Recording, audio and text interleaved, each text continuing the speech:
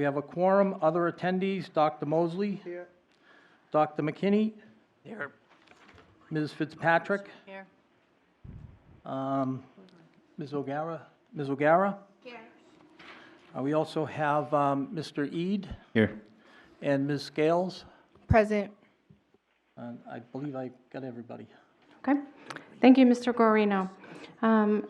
If you could please, if we could all please rise, and Mr. Guarino, if you could please lead us in the prayer. And then Dr. Mosley, if you could lead us in the pledge this evening, please.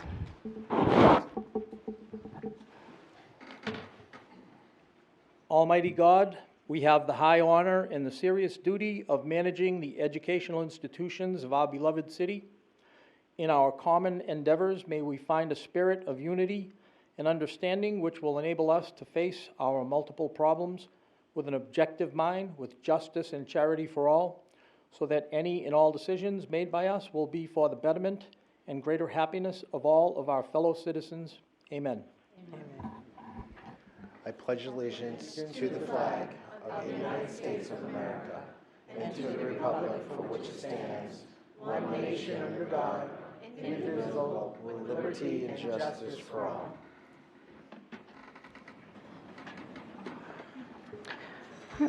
Thank you. If everyone could please be sure not to block the exits or sit in the stairs, I would appreciate it. There is room up here on the floor. I don't see very many empty seats left. Also, there is a sign-up sheet to your left on the table for people wishing to make public comments on topics that are on the agenda this evening. Okay. Oh, and if people could please silence their cell phones, I would appreciate it. All right. So this evening we are going to begin with a presentation from Mr. McQuilkin of the CTE program. And I understand some students from Mr. Lyon's class have a virtual tour for us. Absolutely. Good evening, everyone. Mike McQuilkin, NTC Director for the Nashua South Campus. And tonight we'd like to share with you the progress that Amanda and I have made with vertical alignment and showing off our programs to the middle schools in an innovative fashion. Two of our CTE students are here tonight, Tristan and Julia, to answer questions and discuss the process of the video. Of course, we'd love to do more tours of our centers at both campuses. However, the logistics of planning to send 3 middle schools and all of our elementary schools to tour our CTE programs is a daunting task. And we're looking for ways to do more of that in the coming years. So Jeff Lyon, our award-winning TV video productions teacher, and his assistant Doug Beals, created a program to run a live feed and virtual tour of our programs. And here's how it worked. Doug and a couple of his students toured our CTE programs, while Jeff, myself, and Julia were at all 3 middle schools at different times, watching the tour and answering questions back and forth with the students. This gave the middle school students a chance to ask questions to the high school students who were at the South Campus. Tonight, Tristan has put together a simulation to show you how it worked.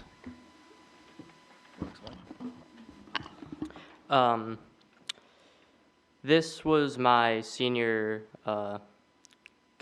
community project that I was doing for my Video Production 2 class, was to put together the simulated tour in a video to explain how it works for everybody. The way we recorded it is we took the 2 laptops that would normally be at either the middle school or the high school going around to the CTE programs, and we recorded the screens on them and the audio from everything, and that's what we edited together here in the presentation that we're about to play. Great. Mr. Donovan, is there a way to adjust the lights a little bit more? Oh, over there. Thank you, Ms. Scales. Doug, take it away. Thanks, Mike, and welcome to all to the TV studio at Nashua High School South. My name is Doug Beals, and I'm going to be your host today for this virtual tour. I brought along one of our students. His name is Lewis. He's a senior in our Video Production 2 program. So he's going to talk a little bit about what we do here in this beautiful video and broadcast facility that we have here at the TV studio at Nashua High School South. So come on in, Lewis. I'm going to hand the mic over to you. Hello, my name is Lewis. This is our studio. In our studio, we record live TV shows as well as set up sets for our movies in right here in the studio. The first year of video production, you'll get to know basic techniques and then start slowly learning the camera and then learning Avid along with the camera before you can really start making movies. You will do different workshops to learn camera shots and audio techniques and lighting techniques. And eventually you put it all together and do things like the 10-day film challenge as well as class films that we are given. And then in the future, we are allowed to take equipment outside of the class and, use our own minds without a teacher's help to create something.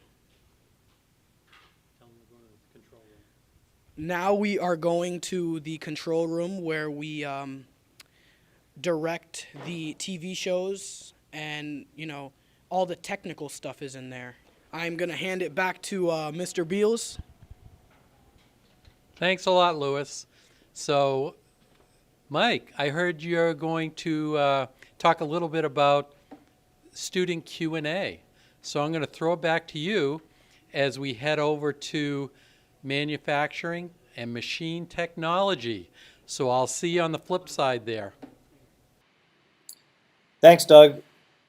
So during our virtual tour, as Doug and the students were moving to the different areas in the different lab spaces, we would have a question and answer period with the middle school students.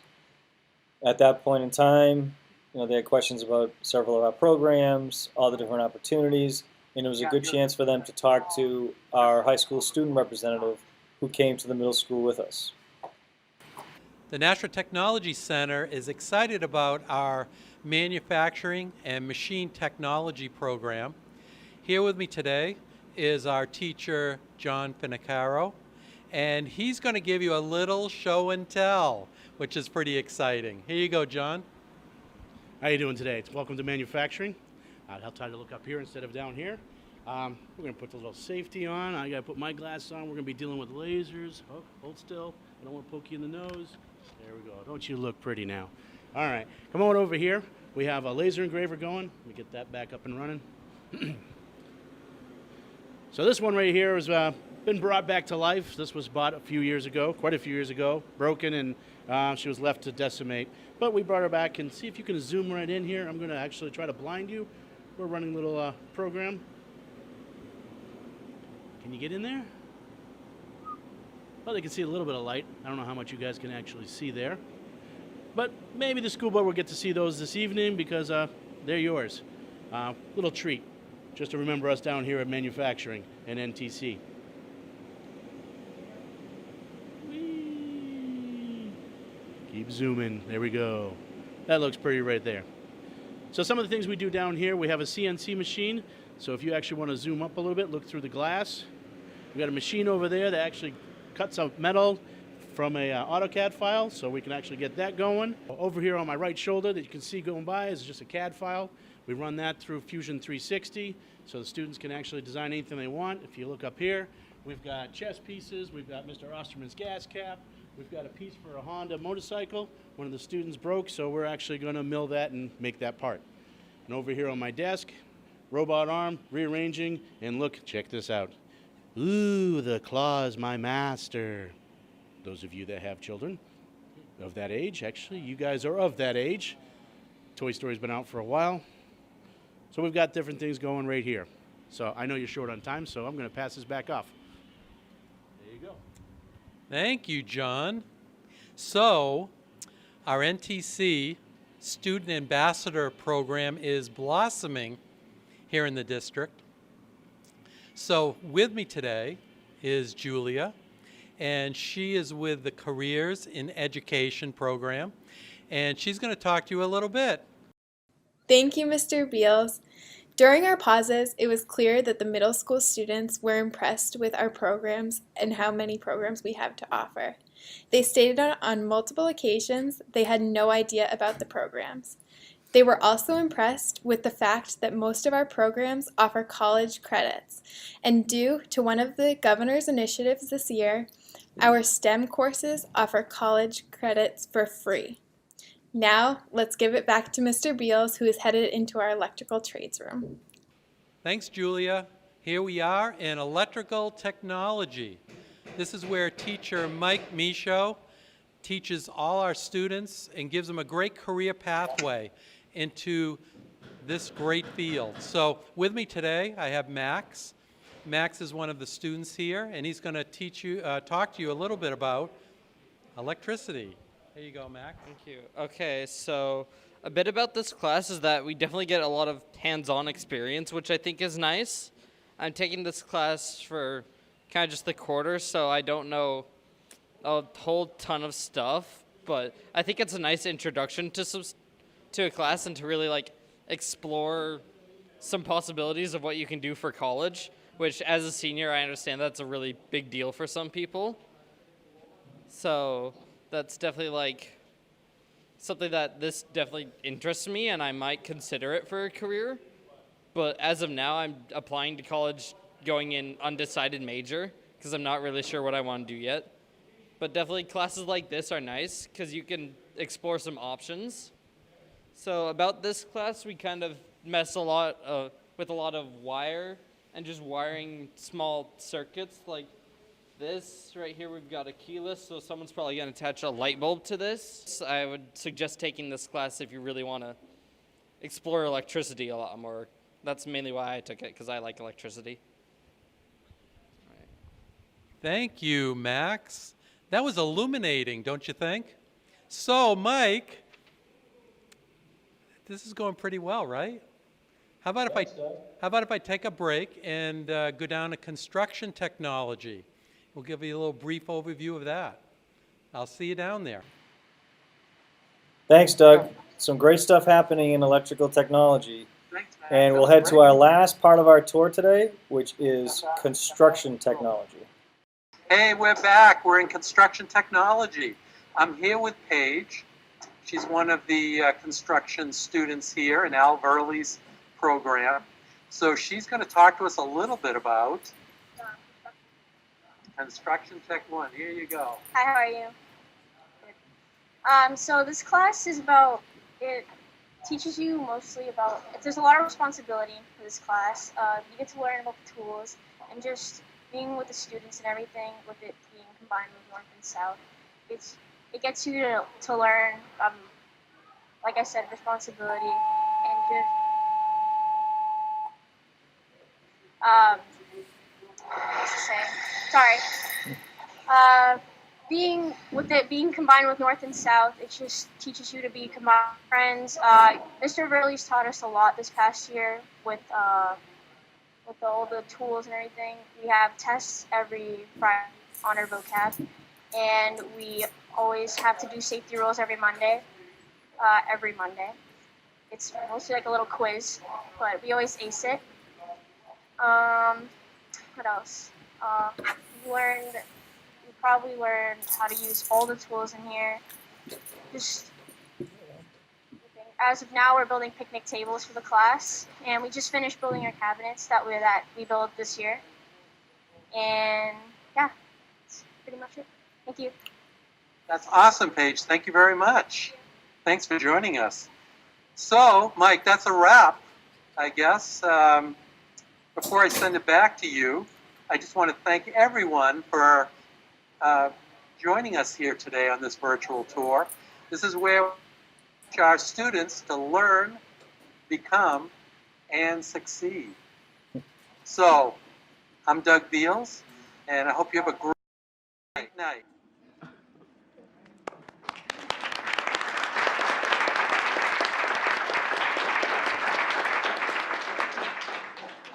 Thank you very much. And I'm going to let Tristan say a couple words, just talk about some of the logistics, but Julia also has something to hand out. You can hand them out. So this is what John Finicaro made with the laser engraver, some dog tags, which are keychains with NTC on them. So. Oh, cool. Thank you. All right, yay. Yep. Thank you. Ooh, it's purple. All right. Mr. Lessard? So the way everything was filmed is the camera, when we were walking around, would be plugged into the computer, and the feed from the camera would go into the computer, acting as sort of a webcam for everything going on around, like when we were walking around. And we had a USB mic plugged into the computer so that all of the audio would get picked up on the end of the people giving the tour. And the way we recorded it was a screen capture. Everything was captured from the screen, and normally it would be like the screen would be sent to the middle school, which all of the students would see on a big projector, and they would be able to like do real-time questions and ask with the students about the programs that they were in. Wow. Yeah. So I don't know if anyone has any questions for Tristan at this point. Okay, thank you. Yes, oh, sorry. Go ahead, Mr. Kaufman. Thank you, great job. I'm curious, you mentioned Avid, which for people that may know is high-end video editing software. So my question is, do the students leave us with a certification at some level of Avid competency? Yes, we can leave with, well, we do Avid throughout both years in video production, so we have a pretty good understanding of the program as a whole, and we do take the certification tests. We get 2 free tries on each test before we need to pay $25 to take it like we normally would. So if we pass both of the Avid MC 110 and Avid MC 101, we would get the certification after we complete both the tests, because it's like 2 halves of a whole that we need to complete. So once we complete them, we get the certification out of school, and we can become like an editor somewhere, like a news place or for other places like that. Yes, I'm glad you said that, because that's real value. The student can leave the high school with a certification and get real work, a good paying job actually, with those skills. So good luck to you all. Thank you. Thank you very much, Mr. McQuilkin, Mr. Lessard, and Ms. Sullivan. This was wonderful. And are you rolling these out to all of the middle schools? So we did tours, we did these virtual tours with all 3 middle schools. That was our project this year. Wonderful. Yeah. And we're looking to expand next year. And I really want to thank, obviously, Tristan for his work with this project, but Julia came to all 3 middle schools, gave up her free time, and of course, Mr. Lyon and Doug Beals. I don't know if people realize this, but Mr. Lyon was also recognized as the Lions Club Teacher of the Year recently, which is well-deserved.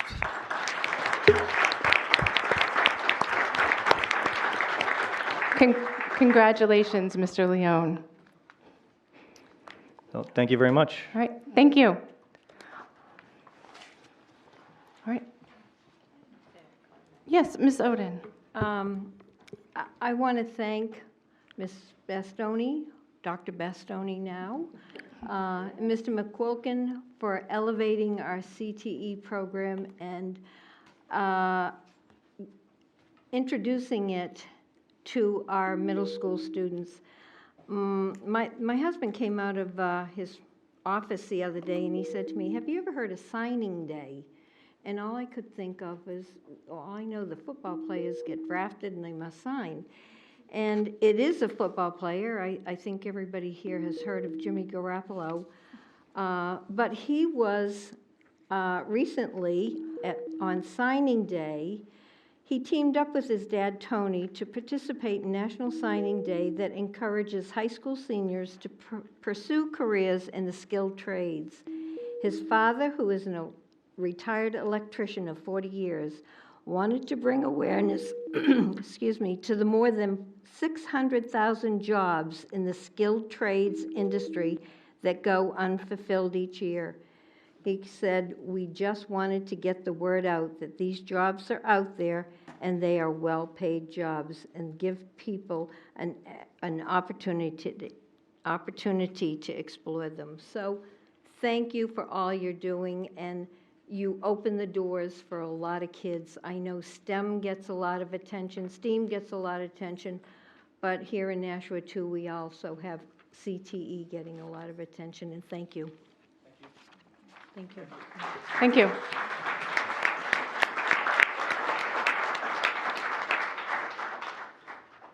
Okay.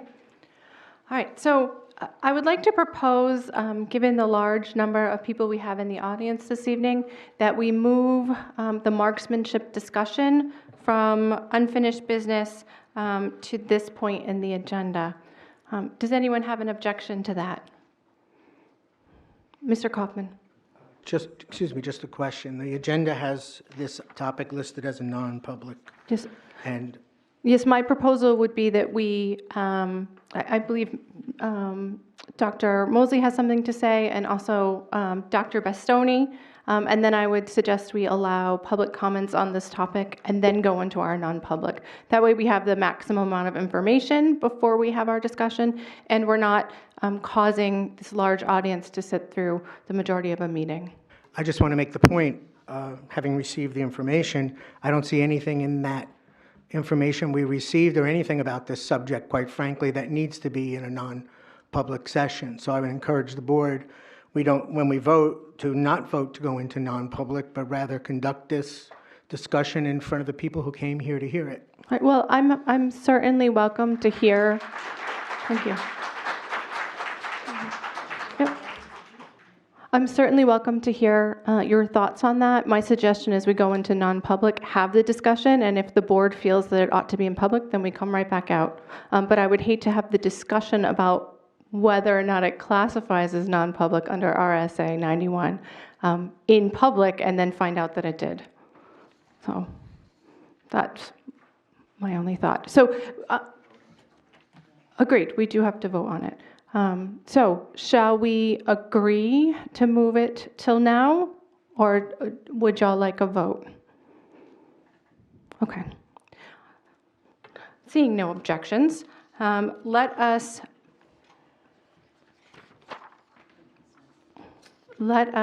begin the discussion on marksmanship.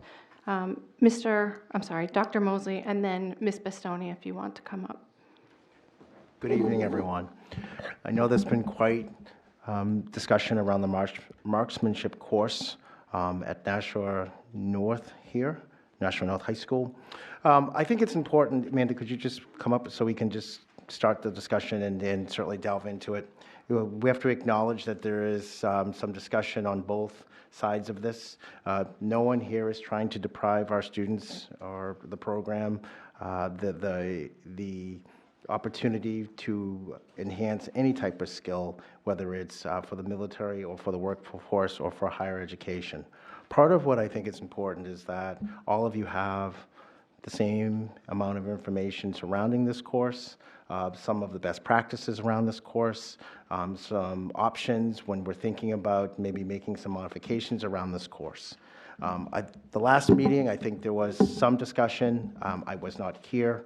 I think it's paramount that you receive all of the information, and I think it's important when we talk about this course, we want to make sure we talk about it in the context or the backdrop of having some information around what other programs are doing around the marksman course, but also we have to be very cognizant and careful about when we implement these types of courses, that to make sure it fits into the culture and the climate of our schools.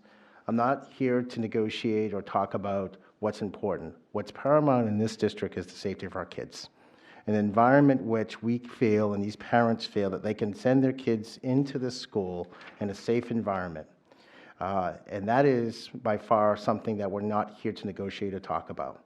So part of what I'd like to do today is to set this discussion around some information that Dr. Bastoni is going to discuss, and then certainly some public comments around that. And then I would encourage this board to digest that information from all perspectives, and then come up with a solution that's prudent and that is conducive to our learning environment here in the Nashua Public Schools. So at this point, I'll turn it over to Amanda, and then I'll turn it back over to the president, Ms. Raymond. Thank you. Go ahead, Dr. Bastoni. Congratulations. Okay. I want to start by saying that I am proud of the JrROTC students who are trying to create this new program. I am proud also of the students who are sharing their concerns with the adults in the public forum tonight. While you may not agree on all the particulars of this issue we are discussing, you are all engaged in having a respectful discussion and trying to find a compromise, and that is very brave, very hard work, and it makes me proud to be a member of the Nashua School District. My grandfather always told me that what is right is not usually easy. And he said, in order to reach the right choice, you need to do 3 things. First, you need to be able to clearly articulate what the issue is. Second, you need to gather information. And third, you need to make sure you know which side you are on. So that's the tactic I'm going to take today. So what is the issue? The issue is where to hold the marksmanship program. The issue is not the marksmanship program itself. I feel that distinction is very important because personally, I want to see the marksmanship program here in Nashua. The school board members are supportive of the program, the JrROTC leaders are supportive of the program, the JrROTC students are supportive of the program. I've spoken with Principal Burns and he is supportive of the program. Community members have contacted me and they are supportive of the program. Even the 60-some students who came to express their concerns about where the program would be held were supportive of the program. So I just want to reiterate that is not a discussion about marksmanship itself. It is discussion simply about where to hold the marksmanship program. Number 2, gather information. As I was interviewing folks in Nashua and at the state level and at the national level about marksmanship, one thing stood out to me. No JrROTC programs hold their practices outdoors. Marksmanship programs are held indoors. I spoke with Ray Smith, president of the Horse Pond Fish and Game here in Nashua, and he said pellet programs should be run indoors. I spoke with Doug Williams, operations deputy for the JrROTC. He oversees all of New England. He said, I have only seen indoor programs. In fact, I have never seen an outdoor range, but I have seen dislocated ranges be successful. I spoke with Ron Slagle, retired Master Gunner Sergeant and Manchester Marksmanship leader, and he said programs should be held indoors because wind would significantly impact accuracy and practice. I spoke with Mark Conrad. He's the civilian marksmanship organizer for the entire country, and he said all marksmanship programs he has seen in the last 20 years have been held indoors. He would never even consider running a program outside. And in fact, he suggested we work with the Fish and Game at Horse Pond location because he knows they have run a good marksmanship program there before. So that was my information. Now, which side am I on? The great news in this case is we are all, parents, teachers, administrators, and school board members, on the same side. We are all here for the same reason, to create an environment where students feel safe to learn. So when I take my grandfather's wisdom and I apply it to this situation, I feel that once again he was right. There is not an easy answer, but common sense tells me that we need to move the Marksmanship Club to an indoor location. We need to take advantage of the free busing from the district, build a partnership with Horse Pond, grow the club, and make sure all students feel safe. The final thing that I would ask everyone in this room to do is to make sure you are there. And when I say there, I mean that when the Nashua JrROTC program competes in its first marksmanship event, I would hope that everyone in this room would be there to attend. Because wouldn't that be the perfect bookend to this evening? All of us cheering and supporting the JrROTC students, all of us celebrating the people who made this club possible. Thank you, Ms. Dr. Bastoni. Go ahead. Just to follow up, thank you. That was very nice. Dr. Bastoni, can you make the recommendation around having a program housed indoors, which I endorse myself. Second piece to this, I think it's important, is the why behind that. Why would we have it indoors compared to outdoors? Can you briefly elaborate on that, please? So I've never participated in marksmanship, but with the folks that I've talked to who are experts in marksmanship, they said that all the competitions are held indoors. They're held in gyms, they're held in cafeterias. In fact, in Manchester, they actually conduct marksmanship. It used to be in a basement, now it's in a classroom. So when you do marksmanship, the wind can be very detrimental to your ability to hit the target accurately. And you want to practice in the environment that you will be competing in. So I have been told, and I said by all of those aforementioned experts, that the best way to run a successful marksmanship program is to host it indoors. And I just want to say that CTE, we love winning awards, and I would love to see JrROTC be extremely successful, to have the students get scholarships, and I think it's important for them to practice in the environment that they would be competing in. Okay. All right. Thank you, Ms. Bastoni. Thank you, Dr. Mosley. I got distracted for a second there. No, I think we'll leave that chair for public comments. Okay, so I have a list of people who have signed up. I'm going to call your name. If you had something to speak on that is not marksmanship, could you please let me know, and we will get back to you later in the evening, okay? When you come up, you'll notice that there is a microphone in front of you. Please try to speak into the microphone and make sure that the green light is on, because that's how we are able to hear you, all right? And try not to trip over all of the people who are squishing in here. All right, so the first person on the list is Sonja Prince.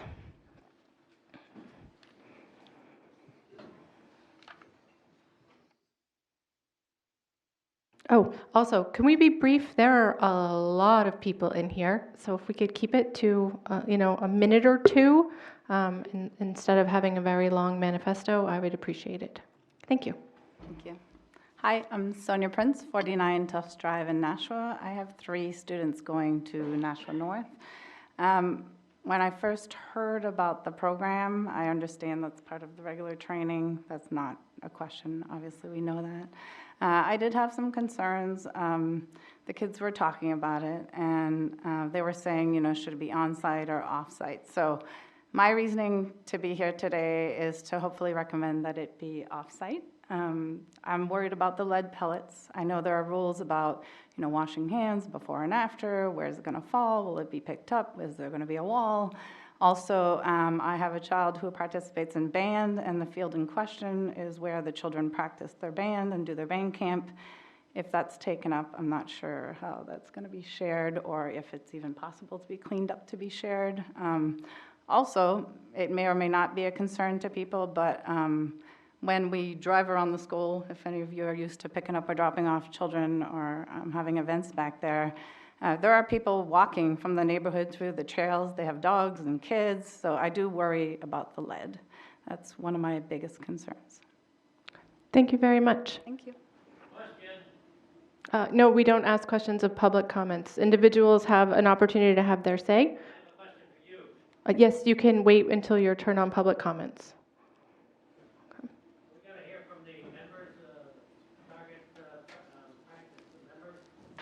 Again, we have a sign-up sheet of people who wanted to speak. Okay. The next person is Hannah Farley. Is Ms. Farley still here? Yep. Okay. Oh, and Ms. Durant together. Okay, great. Thank you.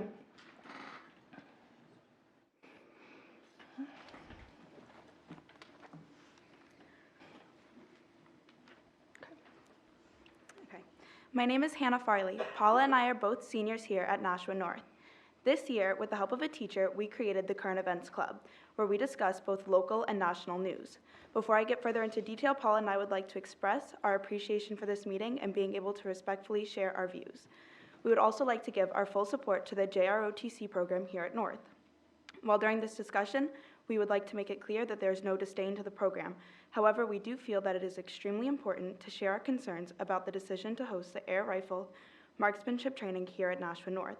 It is critical to gather the opinions of students, faculty, and community members before implementing an activity such as this. 150,000. That's the number of students that have been in school shootings since Columbine. We live in a world where this is our new normal. I go to school every day knowing I could be next. A family friend of mine was in the shooting in Parkland, Florida. I immediately called her to make sure she was safe. When she didn't answer at first, I thought I had lost my childhood best friend. Sorry. School shootings have now become so intertwined with our society that it's something we have to deal with constantly. The issue with having these air rifles on campus is that we feel like it normalizes weapons on school property. I myself stay after school for many of my classes. We also have student athletes and faculty who are still at school after hours. We don't want to have these weapons that look so much like real guns on campus while we're here to learn. The school's #1 concern should be making sure that students feel safe. If a majority of students think that having this program on school property makes them uncomfortable, then it shouldn't be done, period. We come to school to learn and improve ourselves, and we should not be distracted by our fears. Some may believe the idea of fear to be irrational. However, this alleged irrational idea has real-life consequences. The results of this marksmanship training here on campus will negatively impact the learning environment of a percentage of our students. We understand that the training will be well supervised no matter the location. We are merely asking for a compromise. We believe it is in every student's best interest to have the marksmanship training held off campus. Lastly, we respect having a marksmanship program. We just want it to be off campus for many reasons. First of all, we have a shooting range that has the option of an air rifle marksmanship about 3 minutes down the road. The JrOTC program is able to get a free bus to the range where they can keep their weapons and still be able to practice shooting. The actual marksmanship competitions are held indoors, so having practice inside the range would actually be more beneficial to JrOTC program participants because it gives a better simulation to how the real competition will be without the wind affecting them. We respect the JrOTC program and respect that they want a marksmanship program, but if they have free transportation to a range 3 minutes down the road and students feel more comfortable that way, then that's what should be done. Thank you. Thank you. Okay.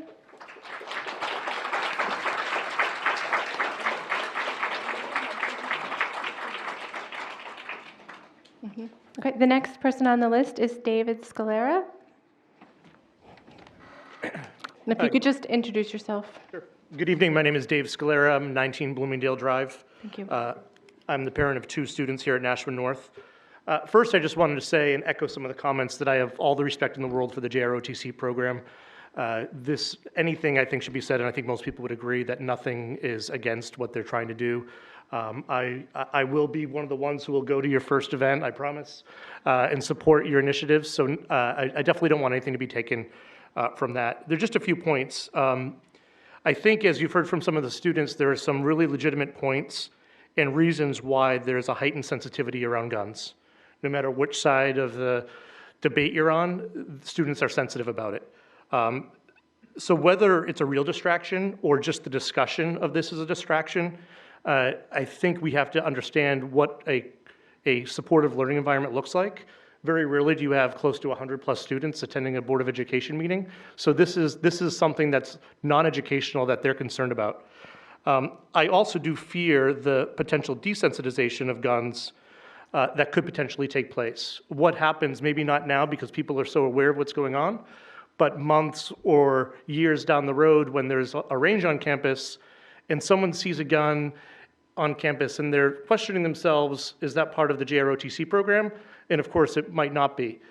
That being said, I think the JrOTC program is probably the safest students on campus, and that fear wouldn't be because of them.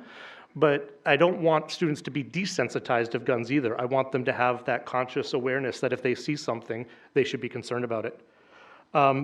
And finally, I think we'd be remiss to say that I think this concern is appropriate for all of us.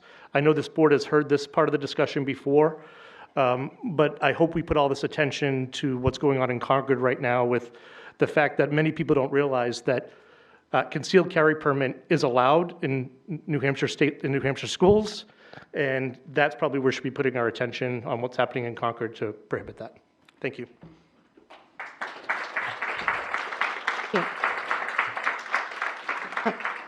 The next person signed up is Kevin Lake. Is Mr. Lake here? Yes. Nope, you're good. I just didn't see you. I'm short. Sorry. Family trait. First off, I would like to thank Dr. Bostoni. Oops, right into the microphone, please. First, I would like to thank Dr. Oh. Bostoni for clarifying the question of whether it was, if it was going to happen, but now it's more of a where. Dan. So that's kind of relieved a lot of us on that end. So my name is Kevin Lake, 22 Foxmore Circle, here in Nashua. I have one daughter, Still, this microphone still isn't picking you up. Could you get Still just not picking me up. a little closer? All right, how's that? Oh, better. I have one stepdaughter here who is in the junior ROTC program. As a certified hunter safety instructor for the state of New Hampshire, I will tell you that learning and having an environment where they are trained to properly use a firearm safely is the best thing that can happen to our students, especially at this age, because they retain so much more and they gain a higher respect for that firearm as its capabilities on that. So I'm here, just to say that it's a great program, and also with that, having the right setup. If it's done properly, you will not have the issues that are a concern as far as lead being, all over the place and being picked up on that end. So if it's done right and they learn the respect, then the future of, our children in this program, you will not have to worry about them at all on that end. Okay, thank you, Mr. Lake.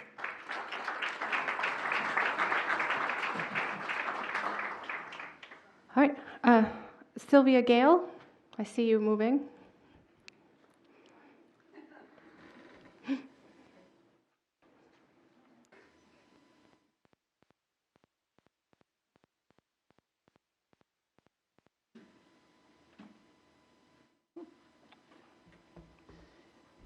Good evening to everyone, and thank you for this opportunity to say a few words about this issue.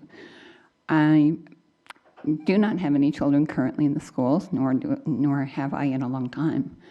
But I do want to say, first off, I support I live at 4 Clergy Circle here in Nashua, and I am a former state rep from Ward 1. I do support the JrROTC program. I believe that marksmanship must be an incredibly important part of that training, and I appreciate that it's available to the students who want to participate in it. What I don't agree with is the currently scheduled location for it to be on campus.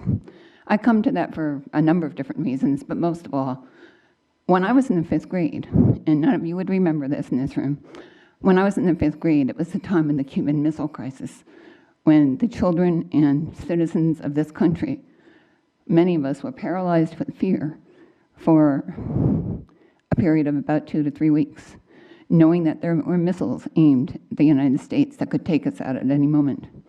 It's 60 years later, and I still remember the fear and paralyzation that left many of us in going to school every day, wondering if we would be going home to our parents at night.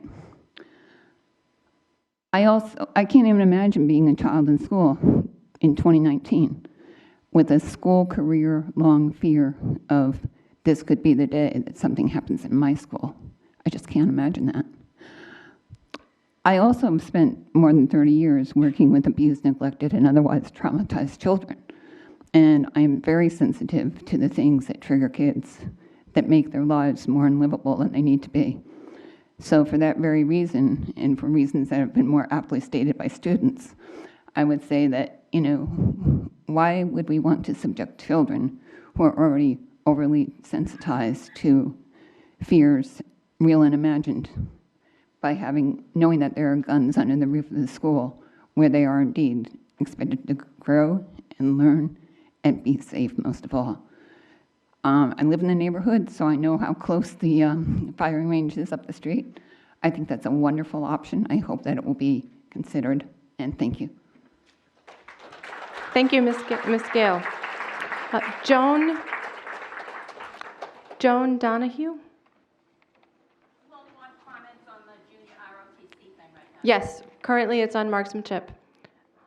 Okay, I'm going to put a note next to your name so that I remember to call you later. All right, Jeff Cream.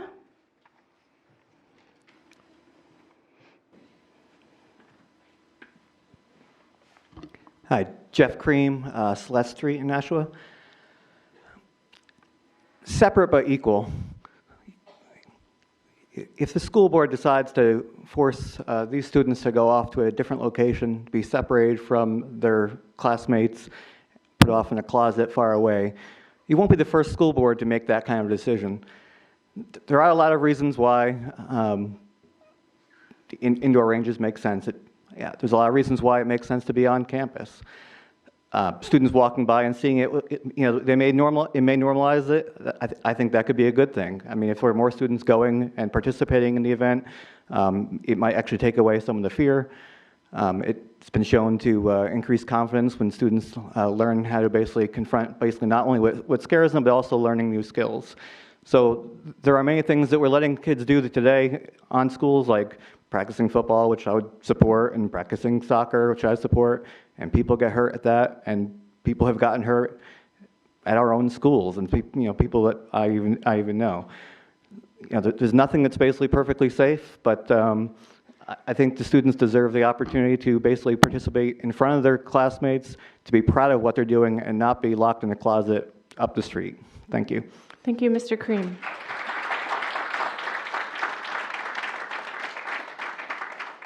Catherine Peterson? Okay. Bob Duffy?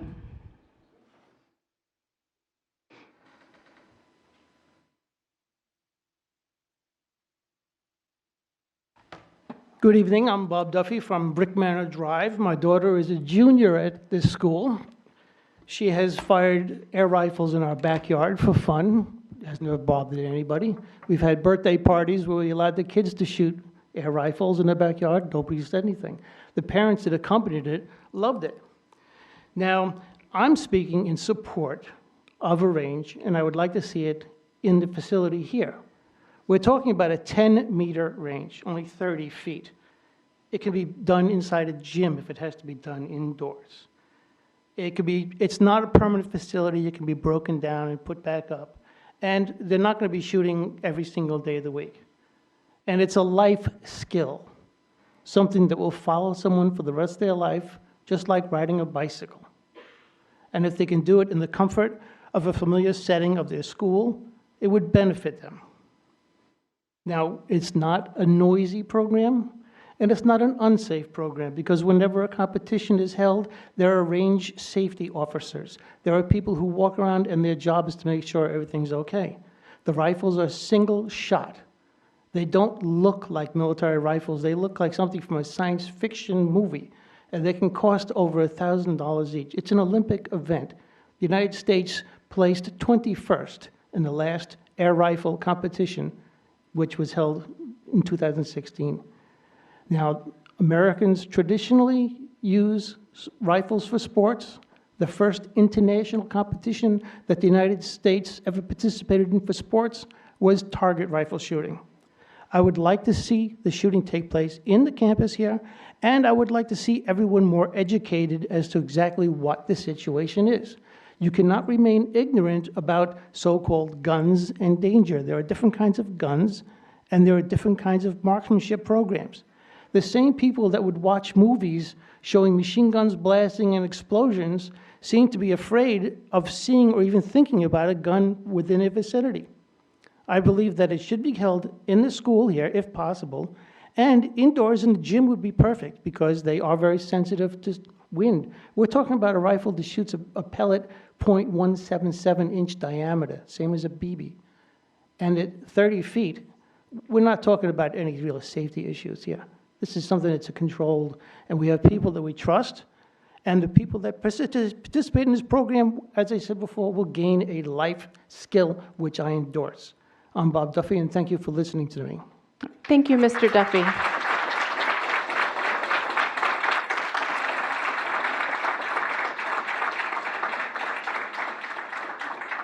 Marie Weller? Okay. Kathleen Hall?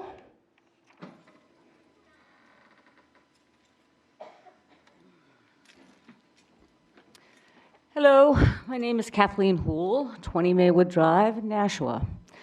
My issue with this gun range is I don't feel it's appropriate to be on school grounds.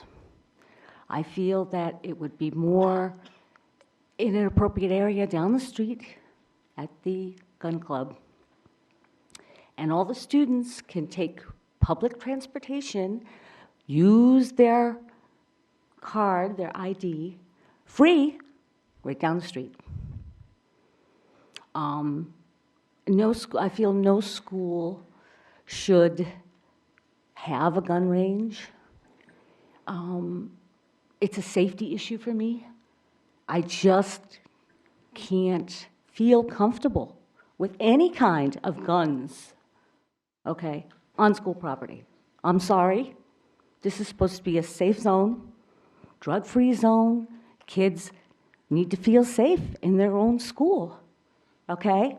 And we parents have worked so hard over the years to make this happen that I feel that by putting a gun range, even if it's an airsoft gun range, on school property would be defeating the purpose that us parents, educators, okay, and law enforcement have been working towards for years to make this a safe zone for our children. Thank you. Thank you, Ms. Huell. Cadet Colonel Landry. Did I say it right this time? We're gonna swap spots. Oh, okay then. Major Newton? But did I say it right? Okay. Colonel Landry, yes. Not corporal this time. Got it. I wrote it down. We still call him corporal, but. Oh my goodness, now I've given you a nickname. I apologize. Well, good evening, everybody. Thank you all for coming. I'm really humbled to see so many people show up for this meeting and voice their opinion on our marksmanship program. Our mission is to develop citizens of character dedicated to serving their nation and their community. The goals are to instill values of citizenship, give service, develop personal responsibility, and instill a sense of accomplishment in high school students. We are not here to divide a community or cause undue media attention. Along with Master Sergeant Ellis, our sole purpose is to provide the best educational environment for our cadets that meets the mission and the goals set forth by AFJROTC and agreed upon by the district. Marksmanship does all that. It instills a sense of accomplishment, competition, and teamwork, and enhances attention to detail. On top of that, like any other sport, college scholarships are available and even a shot at Junior Olympics. There has also been debate on using the horse pond facilities. There are still a lot of unanswered questions.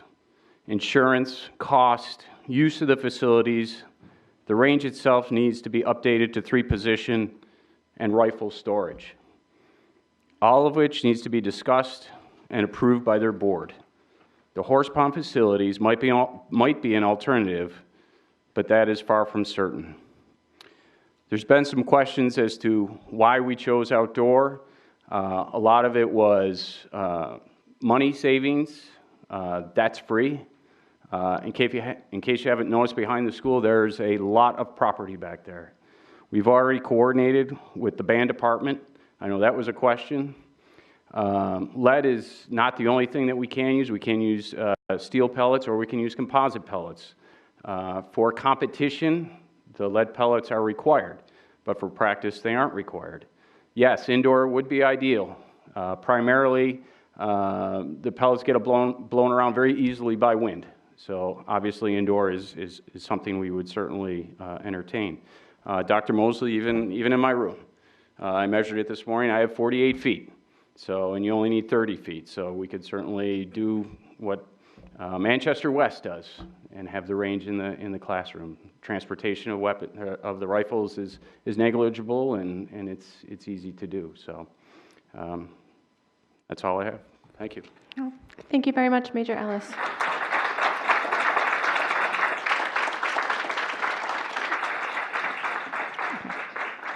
Now Cadet Colonel Landry. Thank you. Good evening. For those of you who don't know me, I'm Cadet Colonel Adam Landry. Junior ROTC has taken your concerns very seriously, and we would like to speak to all of the concerns that have been voiced. We've listened to you, and all we ask in return is that you listen to what we have to say. We believe that Superintendent Dr. Mosley and the Board of Education make their decisions for the best interest of us all, and will stand by their decision. And we will stand by their decision. One that has been made based upon facts and the proven benefits of the program. I would now like to address some of the concerns that we came across in our own research. Some people claim that the community was kept dark about the entire marksmanship process. We began research back in November and have been open about the process throughout. All board meetings are live on TV in which our presentations have taken place, and all presentations have been available on YouTube. On March 11, 2019, it was in a public article in the Nashua Telegraph. The Junior ROTC program did nothing behind closed doors with respect to marksmanship. People also claim that we are normalizing weapons on school grounds. Our air rifles will not be used as weapons, but rather as equipment for sport and education. The air rifles will not be visible other than on the range past 2:30, so they will not be interfering with students' classwork. There are over 2,000 high school rifle teams currently in existence in the U.S. 1,871 high schools currently have junior ROTC marksmanship. This totals more than 250,000 youths that participate in these programs. This program is not new or out of the ordinary. We are simply asking to bring a successful program that thousands of other schools have to Nashua North so that Nashua can be a part of that success and opportunity. People have also claimed that it will be a noise disturbance within the community. They make a small popping sound no louder than a soda can opening. People also have said that these are real weapons that we will use for harm. We will be shooting regulation air rifles, which are not classified as firearms or deadly weapons. The air rifle pellets will impact with a max of 7.76 foot-pounds of force. The average punch delivers 162 foot-pounds of force. Yes, a pellet strikes a more concentrated area. However, a punch delivers over 2,000% more force. RSA 625, Section 11-V, couples any weapon with intent. The intent of the air rifles is for educational purposes. The Nashua Police Department confirmed it is in no violation of New Hampshire laws on school grounds, and in 40 years of junior ROTC marksmanship, there have been 0 safety incidents. In fact, these programs have been proven to reduce the risk of mishandling of weapons by teaching proper safety with air rifles. People also say this program presents the chance of school shootings. The program has no correlation to school shootings. Above all else, it promotes and demonstrates proper gun safety and procedures. Cadets will follow a strict code of conduct, follow a structured shooting checklist, and be under heavy supervision at all times. Cadets will not participate until they undergo rigorous academics pertaining to safety with proficiency proven by obtaining a 100% on all respective exams, as well as receiving parental and instructor permission to participate based upon disciplinary record and academic standing. People also say the presence and vision of air rifles will cause fear in students. Yes, fear exists, so it would be ignorant for us to dismiss it. Fear, however, is an inevitable emotion that should not validate these arguments. According to a student research survey, 33.7% of teens fear test taking. Should we ban teachers from giving exams? 66% of teachers are afraid of life after graduation, so do we tell them what path they have to take? 54% of teens fear auditions and tryouts, so do we encourage them not to? Fear exists in all realms of society. However, the mission of our marksmanship program is to promote and ensure the safe use and demonstration of our equipment. Again, the rifles will be properly stored and not visible during school, and when transporting to and from the range, they will be locked properly in cases or sleeves that conceal them from being visible. Cadets will not be marching up and down the halls with these. They will be out only when on the range. People say beyond fear, it is going to make students and community members uncomfortable. There is nothing in existence in this school that every single person feels comfortable with. Students have no choice but to walk into the bathroom in which students are vaping on a daily basis. Sure, this makes me uncomfortable, but I deal with it, and it happens every day. Also, 161 seniors at North, including many of the protesting students, spent the last 2 months, and some still are, participating in Assassins, a game in which they stalk, chase, target, and directly shoot each other with water guns. Students and parents are comfortable with the thought of kids shooting each other when a cash prize is in the running, yet they can't accept the fact that cadets will be shooting paper targets for a chance to earn scholarships and qualify for the Junior Olympics. People also claim our location is dangerous. The range will be set up with a multitude of safety components. There's a 25-foot berm behind and a 40-foot berm to the right. There will be a Kevlar backdrop and catch basins for the pellets.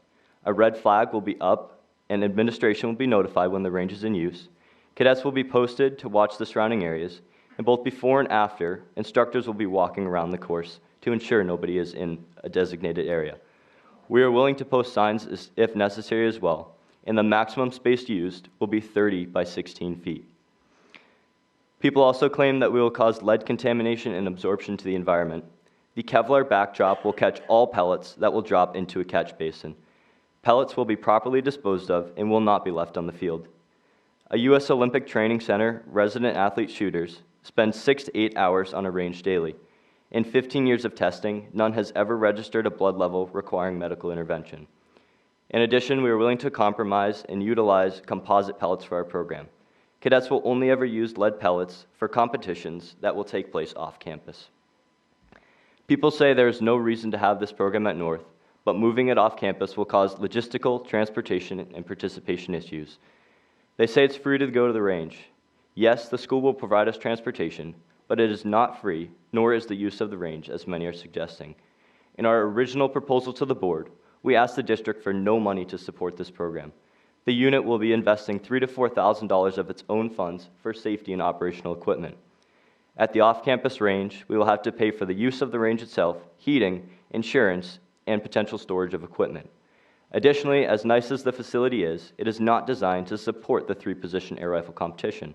We'll have to purchase and set up all the same equipment we would have had to buy for an outdoor range or an indoor range on school grounds.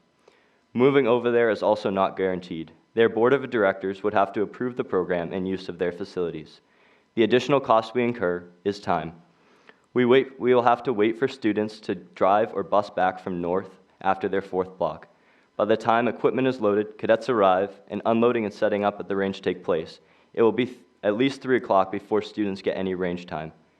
Students will then have to be bused back in time to make the late bus. Range time and participation will be greatly hindered.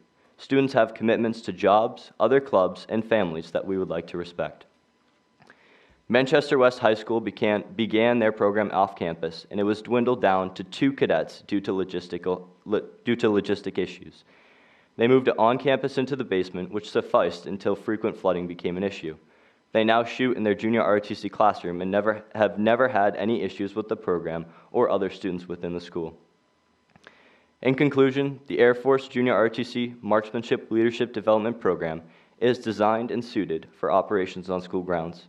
Keeping it this way will provide the most amount of opportunity for our cadets, save the district money, and actively promote the proper use of air rifles in today's society. The unit respects the opinions of students and community members, and we hope that we have addressed some of your concerns. We hope that the community will be open to this program, allowing it the chance to prove its value. We thank the board for their commitment and due diligence on this topic. We thank those that are here in support of our program, and we thank you all for listening. We hope that when we leave here tonight, we are not leaving as a community divided on a program proven to be successful, but as a community that collectively respects the decision of the board made based upon the facts and the potential of the marksmanship program. Thank you.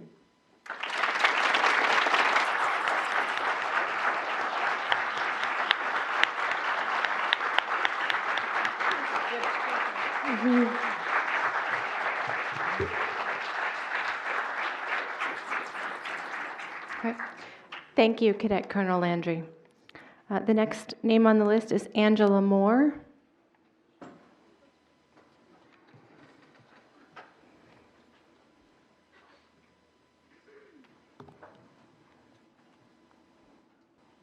Hi, my name's Angela Moore. I live in Pell Ave in Nashua. I am for it being on school grounds, like Cadet Colonel, said that right? Said it's a sport, it's education. My son is in the JrROTC program. I'm afraid every day of different things. Him coming to school, him going into the military. We're signing off on it on his 17th birthday. I'm afraid, yes. We all have a fear, but it's an educational sport that should be on school grounds. There's other sports on school grounds. The major is an amazing instructor, and my son is amazing. Since he's been in the junior ROTC program, he's only been in a semester. I've met a couple of the other cadets, and they're young men and women. They're not children. They're going to be future leaders of our society. That's all I have to say. Right. Thank you, Ms. Moore.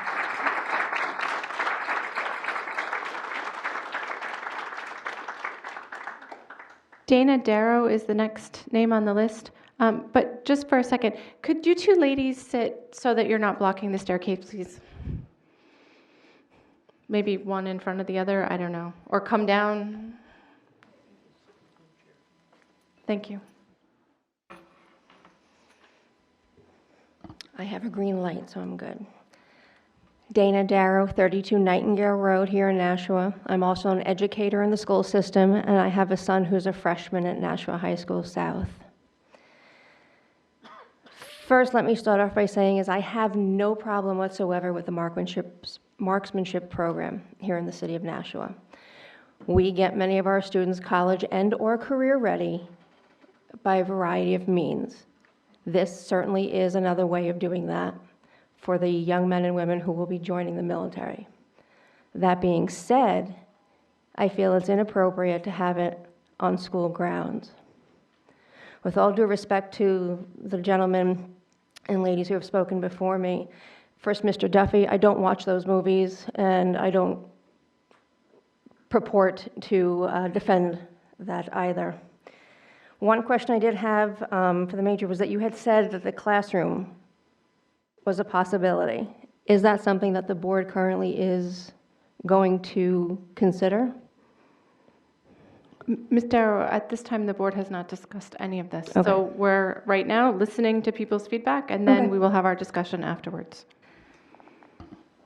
I have a huge respect for the military. My stepfather was in the Army. He was a Purple Heart and Bronze Star recipient. I have a huge respect for the military. With all due respect to the cadet who said that students have a fear of using the restrooms, which is true. Many students have a fear of taking a test, of graduating from high school. Not one of those things ends with a fear of death.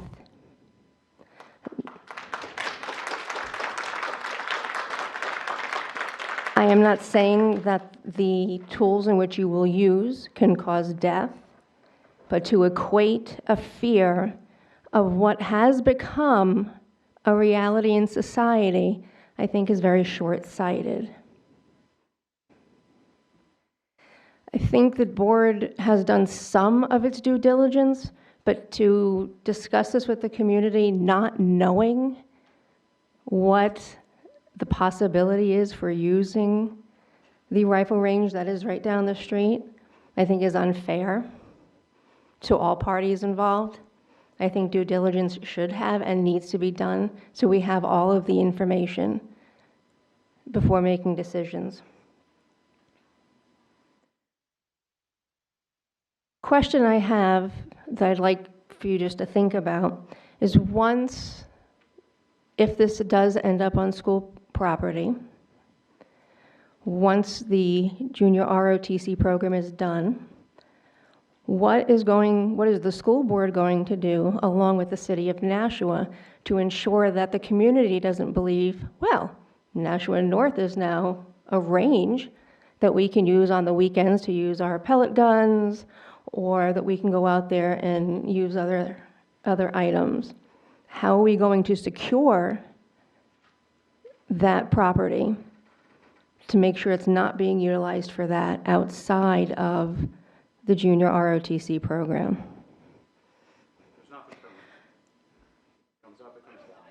What I'm saying is, though, that not for your program, but what's to stop somebody in the community from saying, well, if junior ROTC uses it. Okay. Correct, and I see it's either frustration or you're not sure. Okay, so we're not, excuse me, please, we're not going to have a back and forth between fine. speakers. I don't think that's fair to the rest of the community. That's fine. So if we could limit our comments to rhetorical questions and/or information for the board to consider, I would appreciate it. My last comment is basically do not normalize a gun climate in the schools. If this had been an already established program, that's one thing. It is not. We must respect the fear of the students, the parents, and the educators. Again, I sit here saying I am not saying that this is not a viable or fantastic program to have for the students that it would involve. It needs to be done in the right way, done with respect, and done with the right protocol in mind. Thank you. Thank you, Ms. Darrow.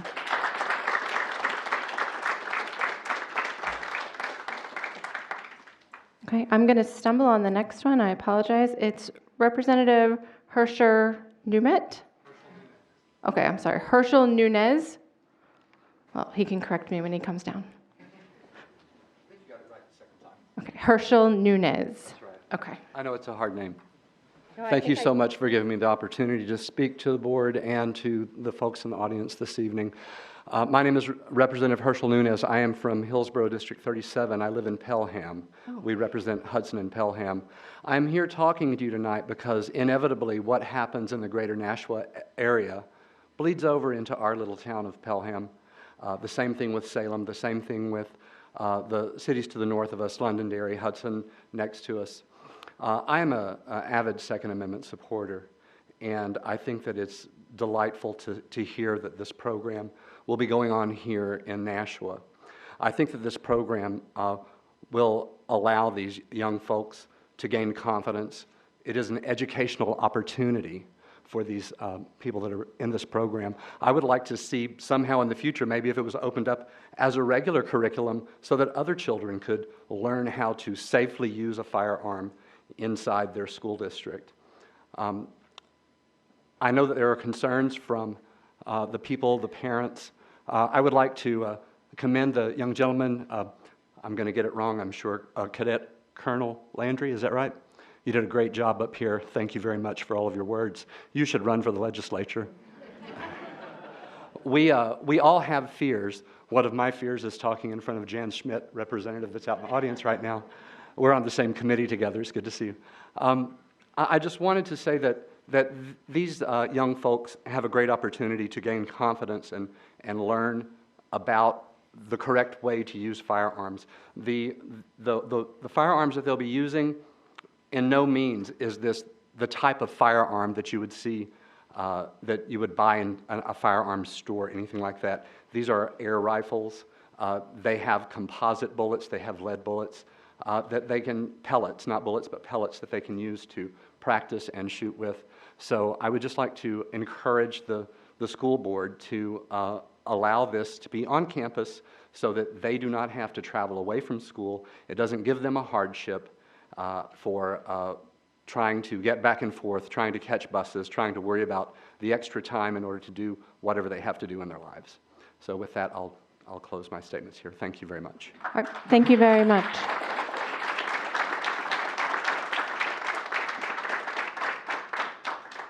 Okay. Elizabeth Ferreira.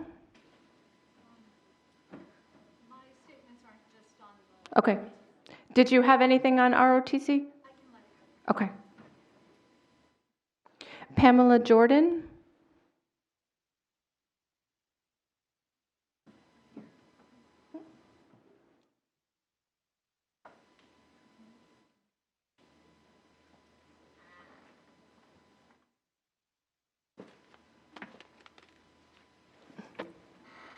Hello, my name is Pam Jordan, 13 Ashland Street.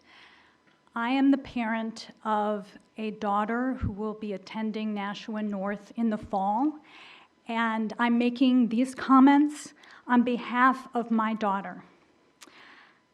I strongly prefer that the marksmanship instruction take place off campus. School shooting ranges send a disturbing mixed message to students about guns and violence.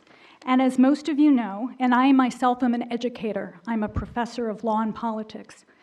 As most of you know, we have a weapons on school property policy in place for this district. Weapons are not permitted on school property, in school vehicles, or at school-sponsored activities. That's what's in place. So more about my daughter's concerns, and I take her fears seriously.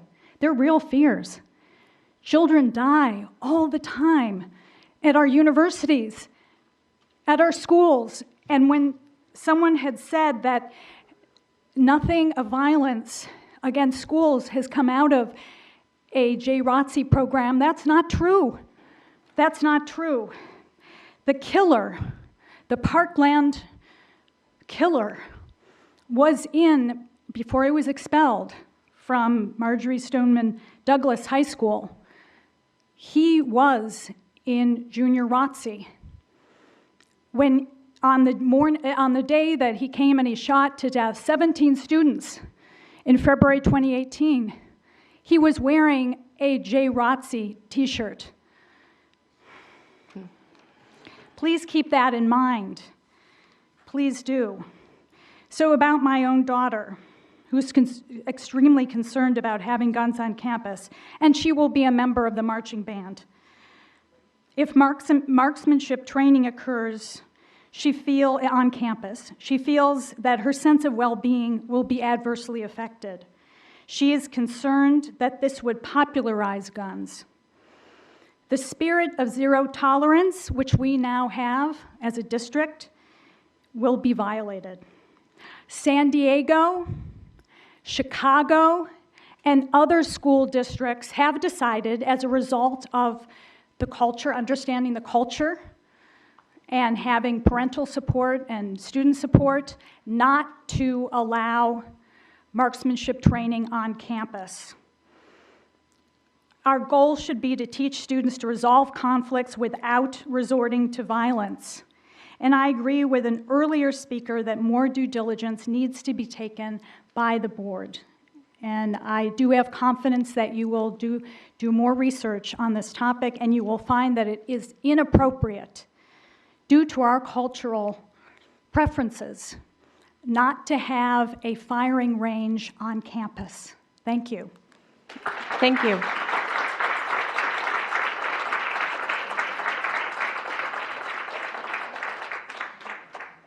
Andrew Olding.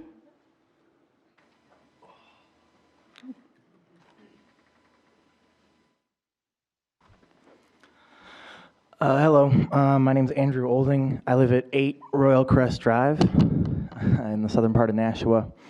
I've written down a couple things as people have been going on here. One person asked what stops the public from shooting now, or from shooting in these outside if they start putting the range out there. Well, I think there's laws against that now, and I don't think that would change in the future. Excuse me, Mr. Olding, can you back up? Thank you. Okay, is this better? Yes, I think so. All right. I want to make sure everyone is able to hear and understand what you're saying. Yes. Another thing I want to point out is that this is New Hampshire. There's lots of guns in this state, and if you are afraid of guns in some area, whether it be school or at work or anything else, I don't understand how you can walk outside, walk around. If you develop a fear of guns at a young age while you're in middle school or high school,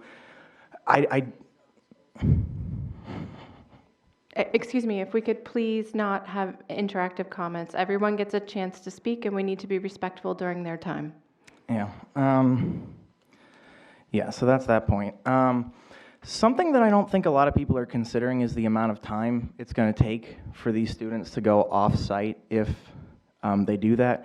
And a little story about myself. I actually grew up in Cincinnati, Ohio, and I was a wrestler when I was in high school. And we one year moved our wrestling practices off campus, and it took a 20-minute drive to get there, 15 minutes to get ready after school, and then that added to the amount of time it took to get home at the end of the day. And for that semester, when it was moved off campus, my ability to get my schoolwork done suffered significantly. My ability to get to bed on time suffered significantly. And I don't think people understand how crunched for time the modern high school student is. The kids largely get more and more homework every year, and the amount of time that's allowed for these kids to just do the activities that they have in a day is dwindling more and more and more. And if they want to participate in a program like the Marksman program, as we said earlier, is an avenue for scholarships, you're just hurting their ability to do that, and you're hurting their ability to do that while keeping the sanity of trying to get through high school while they're at it. And something I'd like you guys to consider if keeping it outside is a problem. This room is large enough to hold a range, I believe. Yeah, if you set up a range right where Colonel Cadet Landry is, and you put the target right about where that phone is, yeah, that's about 30 feet right there.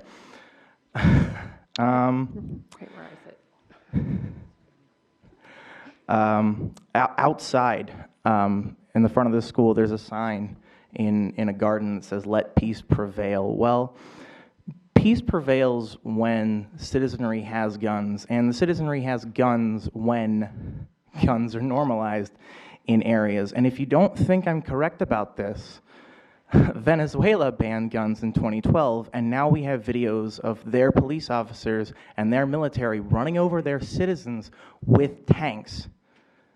That's what happens when guns are removed from the normal culture of society. Thanks. Thank you.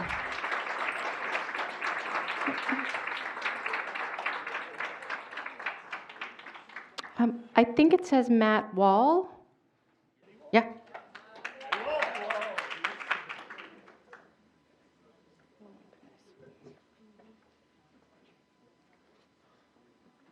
Okay, so I kind of just want to start off by saying... I'm sorry, can you introduce yourself and where you live? I'm Matthew Wall. I go to Nashua North. Okay, thank you. So the times that we go to school and the times that all of you have gone to school are completely different.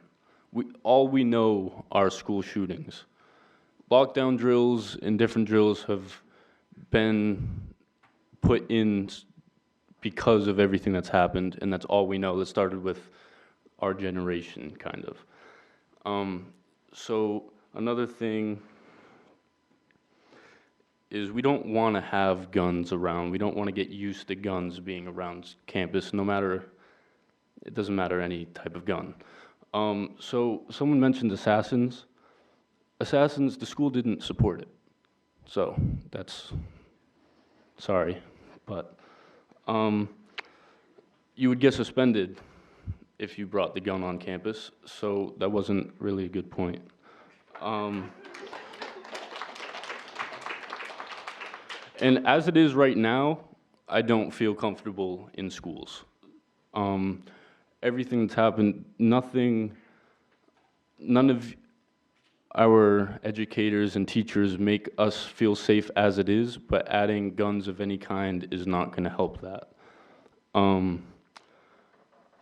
So about the worrying about having to go to practice or whatever off a school campus, swim and golf and hockey don't, lacrosse. Okay. Well, no, I'm just saying like practice. Okay, ski, like there are other programs that don't practice on the campus. So I think that's it. Oh, yeah, I think that's it. Thank you, Mr. Wall.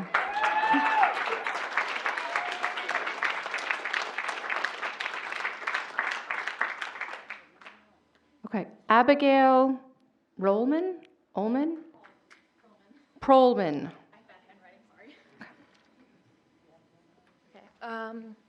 I'm Abigail Perlman. I'm a senior here at Nashua North, and I don't think it should be on school grounds. Plenty of sports are not on school grounds, and it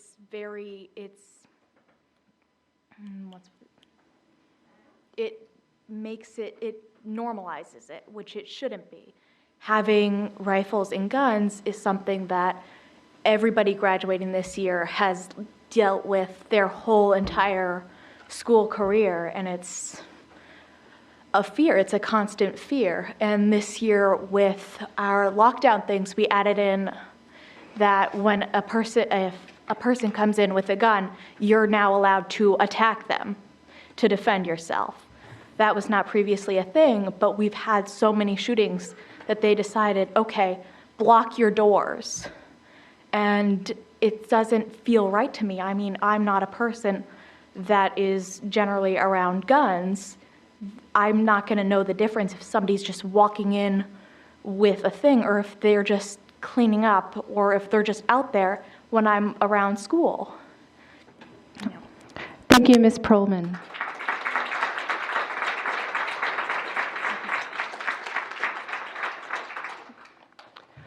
Diane Lothrop? I'm going to save my comments. Okay. Deborah Wall.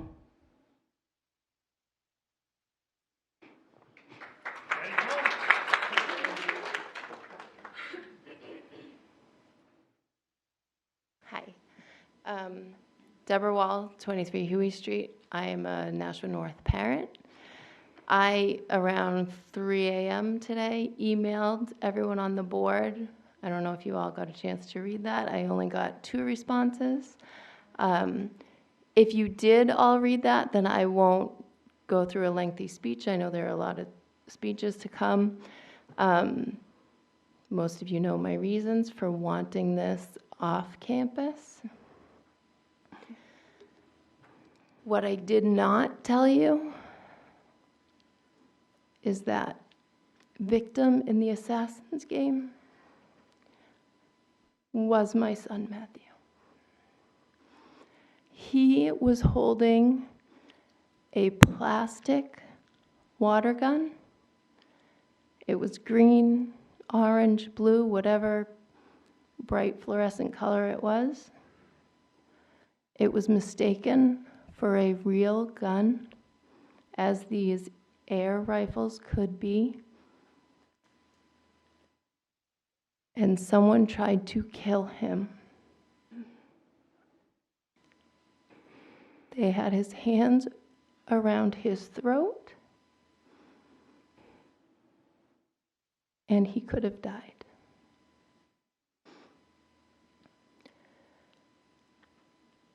So I am trying to be objective. As you know, that was not my only reasoning for wanting this off campus. My main reason, and you heard my son say it, he fears going to school. My daughter, their friends, they talk about what will we do if there's a shooting in school. They are afraid to go to school. I am afraid of the normalizing of weapons on school grounds. We should not be immune to seeing that on school grounds. And I'm afraid that this would lead to that. We should always be afraid to see any type of weapon on school grounds. Our children should not be afraid to be in school, ever. School is their safe place. Many of them don't have safe home lives. I've worked in the school district for 10 years. I've volunteered in the school district for 14 years. Many of our students do not have safe home lives, and school is their safe space.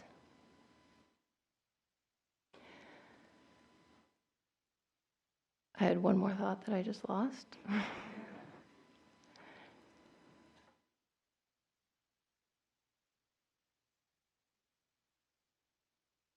I lost it. All right, that's all right.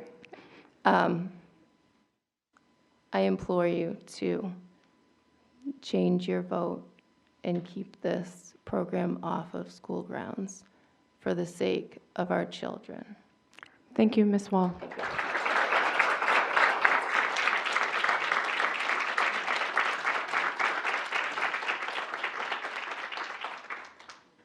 Okay, Kelly Dinoff. Okay.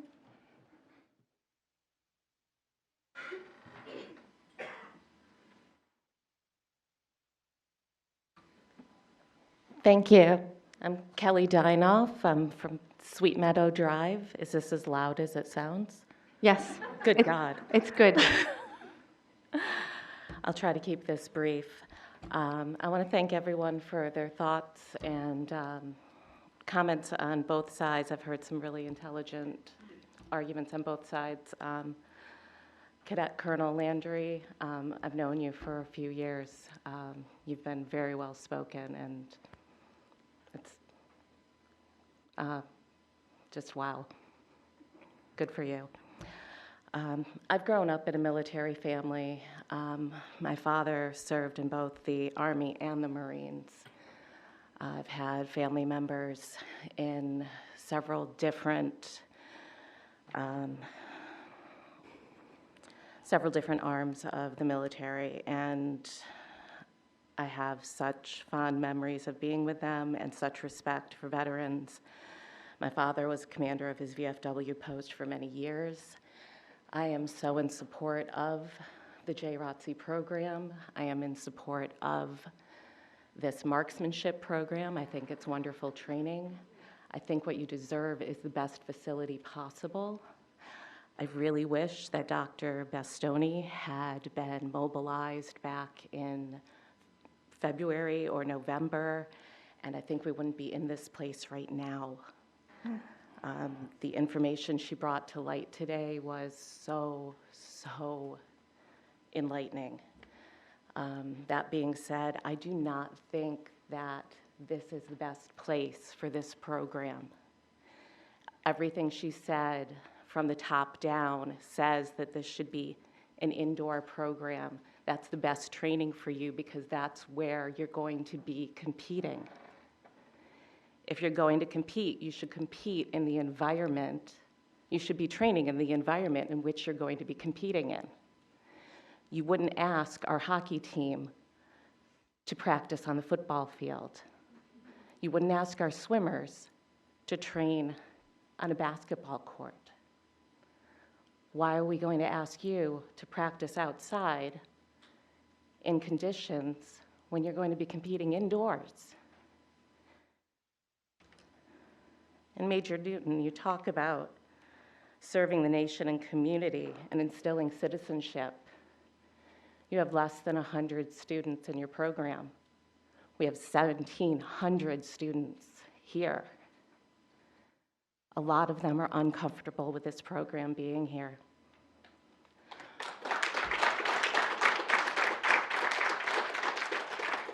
We need to consider the greater good here. And we need to consider their feelings, whether they're irrational or not. We're creating unrest. We know what happens when unrest occurs. As this gentleman pointed out, look at Venezuela. I really don't think it was the guns. There's something bigger going on there. Unrest, discord, that's what causes problems. Let's agree.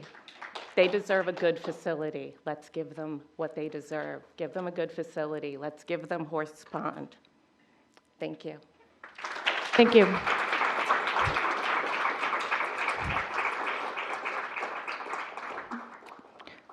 Beth Scare?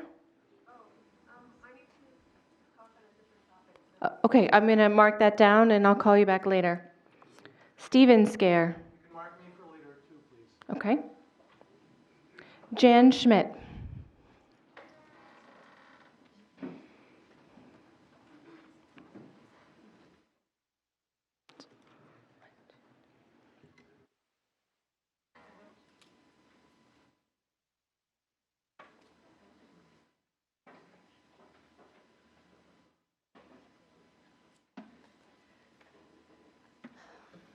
Thank you. For the record, my name is Jan Schmidt. I live at 11 Pope Circle, and this does sound really loud. Also, for the record, I am a state rep for Ward 1 and the alderman from there as well, though I'm speaking for myself tonight. I actually feel a little sorry for the kids that are in junior ROTC. I think that what we've got here is we've got two separate issues. We've got the issue of students that want to direct their lives in a certain way. We can help them do that. And then we've got the issue of students here who go through active shooter drills and fear for their lives when they do this, and seeing a gun matters to them here in the school. And I think that's really two issues that are affecting each other. Off-site is best, and there's one more thing. There's been a lack of respect in the discussion. Not so much here tonight, this was pretty terrific, but on the internet and in some of the news articles. We've seen a member of the board point out a student that had a difference of opinion. Yep. I'm sorry, Representative Schmidt, could you hold any comments that aren't directly related to marksmanship on or off campus until later in the evening? Certainly, I'd be very glad to. Thank you. So keep it short. I would just say that if one student or one adult who works here or comes here says that they prefer not to have guns here, I think we should honor that student and make sure that it is off-site. Thank you.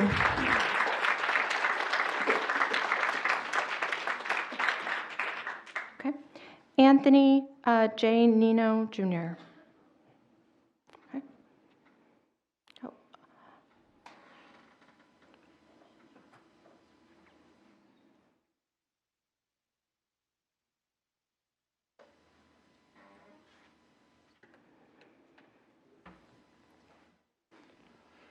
Oh, good evening. My name's Anthony J. Nino, Jr.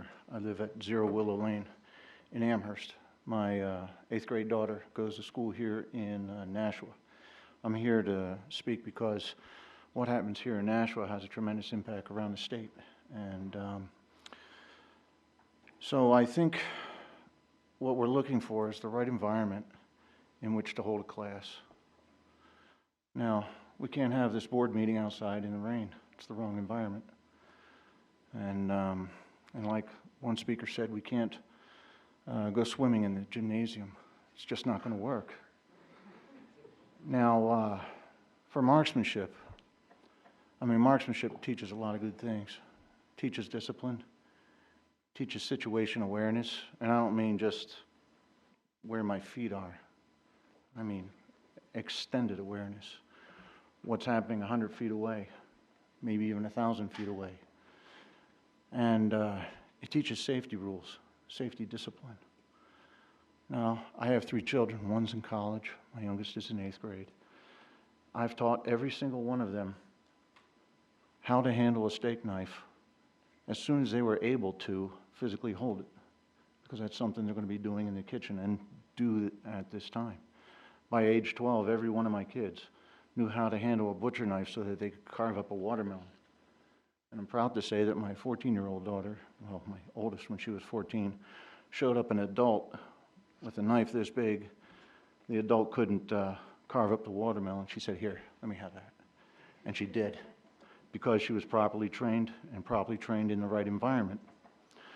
Now we're sitting in, and I'll say this, every person that has testified here, to me, is all leading, both pro and con, and even the neutral parties. They're all leading to one conclusion, and that is, let's let the junior ROTC practice inside this facility. We've heard that the competitions are held in gymnasiums. in cafeterias, and the training happens within classrooms. 30 feet's not really all that long a range. And these air rifles that they're using, they're not very powerful. 7 foot-pounds. That's not a tremendous amount. Not at all. I would encourage everyone not to try and destroy something they don't understand, but to try and understand, to educate. This is a facility of education. Now, I've taught my older 2 air rifles. I've taught the oldest one firearms when it was time, and in the proper environment. Now, there's a big concern about safety. I'm an 8-year veteran of the United States Air Force Security Police. I was on the range every 3 months. And I mean, you name the type of weapon, and they put it in my hands, but we did it in the proper training facility, in the proper environment. And I can tell you that when you see a junior ROTC cadet, you're looking at someone who holds the highest of standards, the highest safety standards, equipment standards. The saying, aim high, that the Air Force uses really does mean high standards. It doesn't mean flying jets in the stratosphere. And so I would like to encourage the board to seriously consider letting them train as they will perform in competition within this facility, because the only time the air rifles will be out in view is when they will actually be on the range. Otherwise, they'll be in cases. And I could expand on a lot of other things, but I'll leave it at that. In closing, I would encourage the school board to give junior ROTC the proper environment, and rest assured that they have the highest safety standards that are humanly possible. And I say that from my personal experience. Thank you very much. Thank you, Mr. Nino.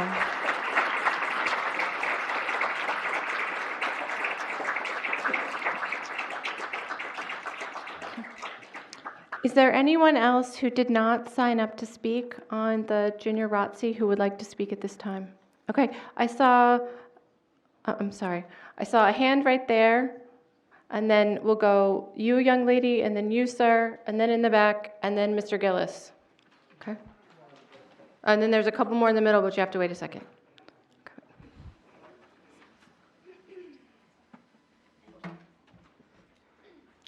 My name is Julie Sage, and I'm a freshman here at Nashua North. So I first want to say that I'm totally fine with the marksmanship program. I'm fully support it. I know people, I used to be friends with people who are in the JrROTC program, and I don't think that they're going to try to kill anyone. But the thing is, I am very scared about guns, and I have every right to be. And there are many students in this school who are scared about guns. I know people, one of my best friends was in the recent Colorado shooting that luckily only one person died. I also know people who are in Parkland. I know people who are in other school shootings. It is something that we have to live with every single day. Every morning, my parents ask themselves, is this the last moment that I'm going to see my daughter? Every time I see my friends, I ask myself, is this the last moment that I'm going to tell them how much I care about them? Every day, I ask myself, is this going to be the day I get shot in the face because someone argued with someone else and they got angry? This is a real problem, and we are scared. You can call it irrational. You can call it that it's just some simple fear, just like taking a test or just like going to an audition. But this is the fear of dying. This is the fear that we're not going to be able to live our lives. We're not going to be able to use the education that the school gives us in other areas to succeed in life. There are so many fears circulating around this program. And I'm not saying that the program shouldn't be here. And if we truly need it, I would prefer it at the gun range since it is a very short mile away, and I've talked to other students who actually live near the gun range and said they'd be fine with it at the gun range because they feel more safe there. But if we have to have it at the school, just don't have it outside. Don't have it in an area where kids can see it, or like have it in an enclosed space. Because as a closing statement, I don't want this school to be the next school that's on the news saying that more kids are dead. I don't want to see more faces of kids be shot, faces of kids that I know and that I care about, and that I don't want to be one of those faces as one of the ones that were shot. Thank you. Thank you.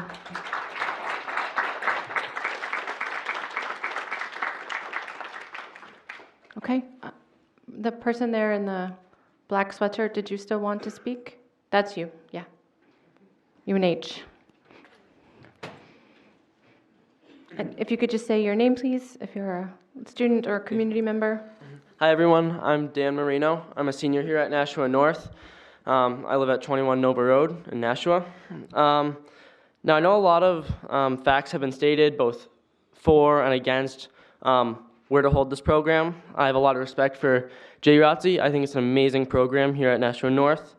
Now, not only does transporting these JrROTC students to the gun range just down the street, it costs the district money, and it seems like a very reliable mode of transportation, but it may not be as reliable as it first seems. Ever since sophomore year, so now 3 years, I've been a traveling student. What that means is every day for my classes, for one block, I take Nashua transportation.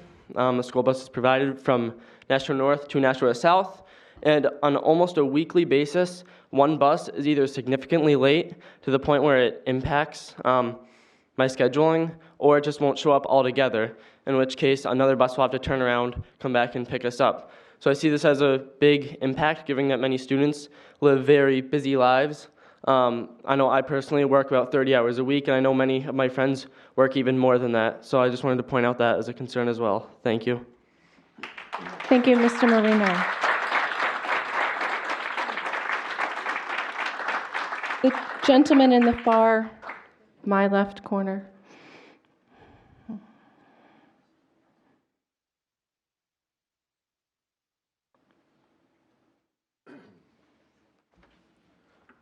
Hello, my name is Paul Gamache, and I live at 210 Coburn Woods in Nashua.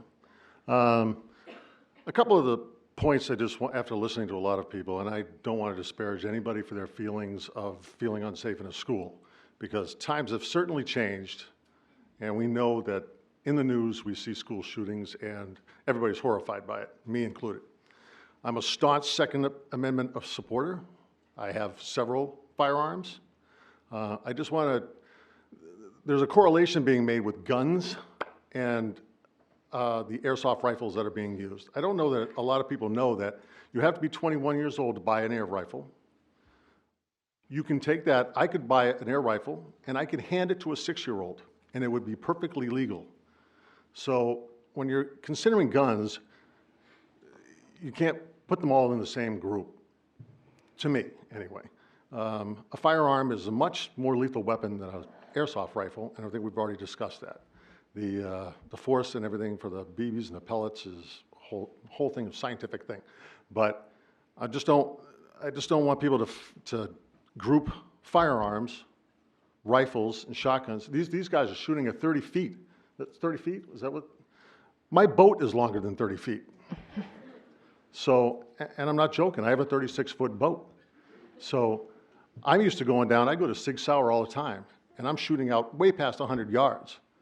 So I just think this airsoft thing is kind of, you know, when you can put it into a room this big, I'm just surprised that no one's suggested building a building outside, all this room you have outside the school. I know that's taxpayer money, but I'd start a GoFundMe group. I can build a garage for $7,000. So I don't know why nobody's thinking of doing something like that so that they would have an indoor range. And for the programs that would go on longer and for more years, that building would be able to be used. So Like I said, I can build a 24-foot by 20-foot garage for $7,000. I can't believe that this city can't come up and support a program such as the JrOTC, which I wasn't even aware was really an Air Force ROTC program.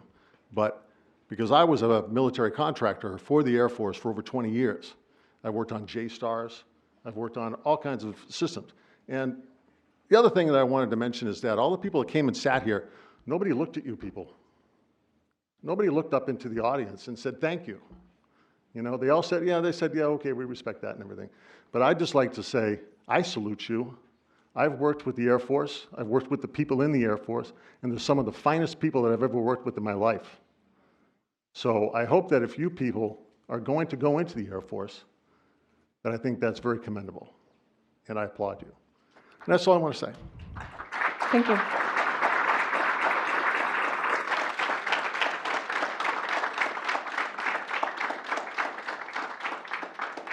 I think Mr. Gillis, and then we'll go back to hands. Oh, did I miss someone I said was going to be before Mr. Gillis? Okay, sorry. That was not intentional. Hi, I'm Patrick Gillis. I'm a senior at North. The big issue I have with this being on campus is with the whole see something, say something that was just implemented throughout the district. I think because of school shootings, I think that, and like school security, I think that's why that slogan, district-wide slogan, was kind of implemented. It's on the doors of our school and everything. So basically, see something, say something, kind of self-explanatory. If you see anything that you think might be concerning or you might be scared about, you should speak up, and you can speak up to any admin, anything like that. If you see a gun on campus, with this like whole gun range being approved, it's kind of gonna it's gonna make it so that this slogan just should be thrown out of the way, because if you see something and say something, there's still gonna be guns on our campus. I personally don't know anything about guns. I'd be willing to learn about them, and I really think that if this gun range gets approved on campus, every single student in this school should be shown pictures of the guns and be taught about the guns so that they know that that gun is a separate gun than any gun that could actually harm them. And that's quite hard to do in the school of 1,700 kids. That would mean like holding class meetings, freshman class, sophomore class, junior class, senior class, during like an E-block or something in the auditorium, which honestly takes out of class time, and that's kind of hard to do and implement in the school. But what I think the big thing that I think a lot of us students found kind of concerning is the huge lack of student voice that we had on this topic. Obviously, the mixing of guns in schools is a very sensitive topic nowadays, and I think the entire school, minus maybe the JrOTC kids, learned about this shooting range from a Nashua Telegraph post on Facebook that said that it was going to be a course at our school, which implies that it's during school hours, which obviously we were pretty concerned about that.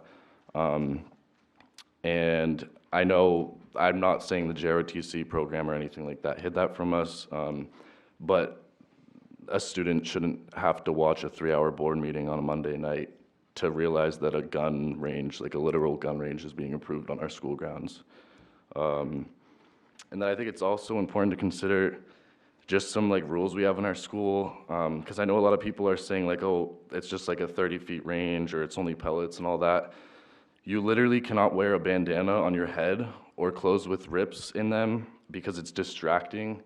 And I personally think that any type of gun, airsoft, anything like that, is a lot more distracting than a piece of clothing that a girl can wear.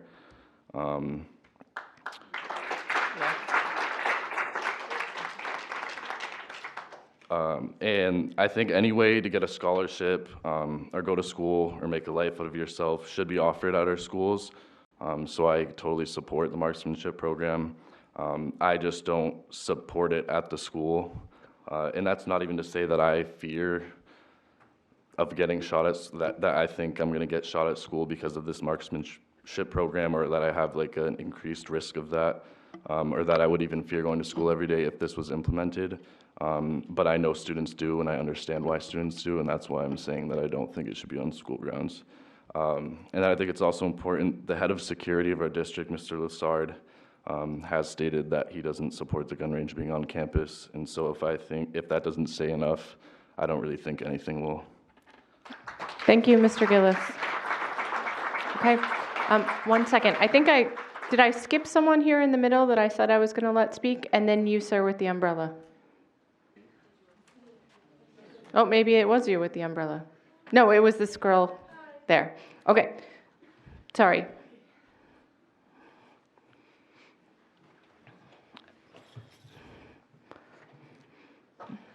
Hi, I'm Michaela Breslin, and I'm a senior here at Nashua North. Basically, the whole hassle they were talking about having to go to the range, I think if it's something important, you make it work. There's no ride to Stello's on a sports team. You're expected to be there, and you just have to make it work. I know it's so much easier to do it here, and all the points that were pointed out, but if this many people are uncomfortable with it, and as someone who is planning on being in the education field, it makes me disgusted that this many students are speaking up and are voicing how uncomfortable and scared they are, and that this is still even a conversation we're having.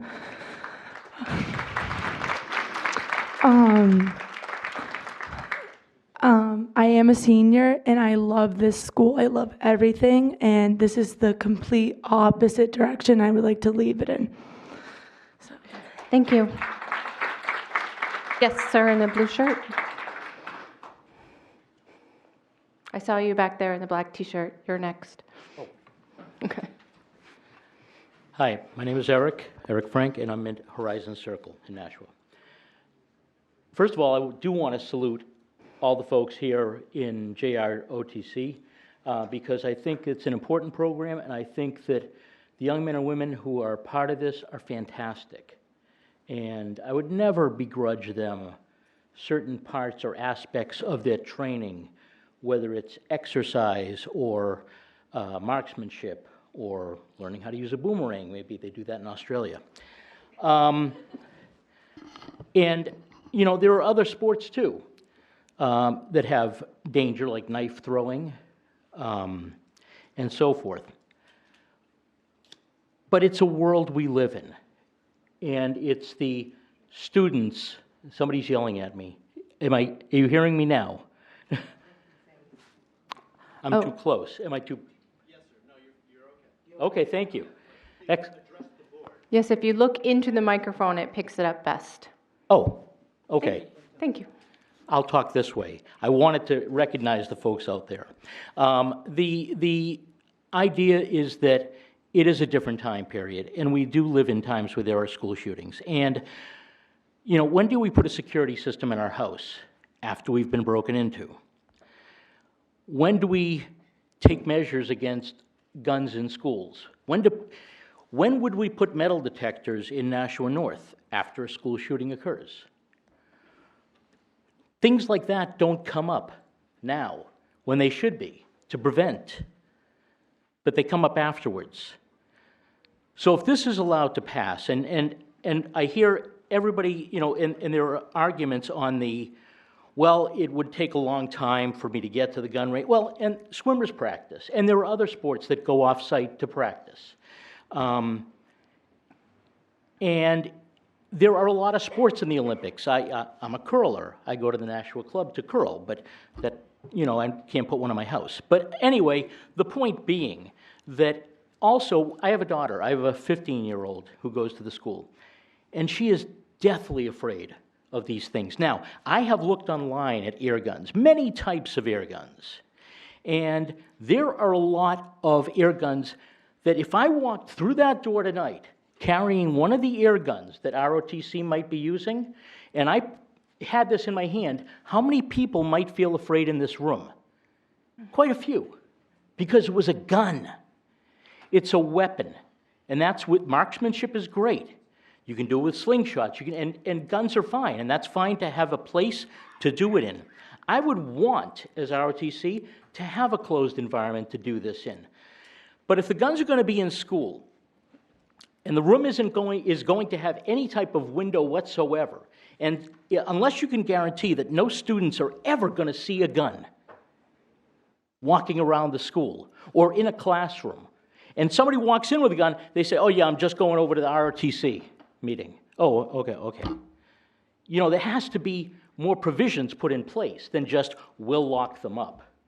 Because people are fallible. This is not an automated system we're putting in. It's not a $10,000 locking system. These are people who get mad.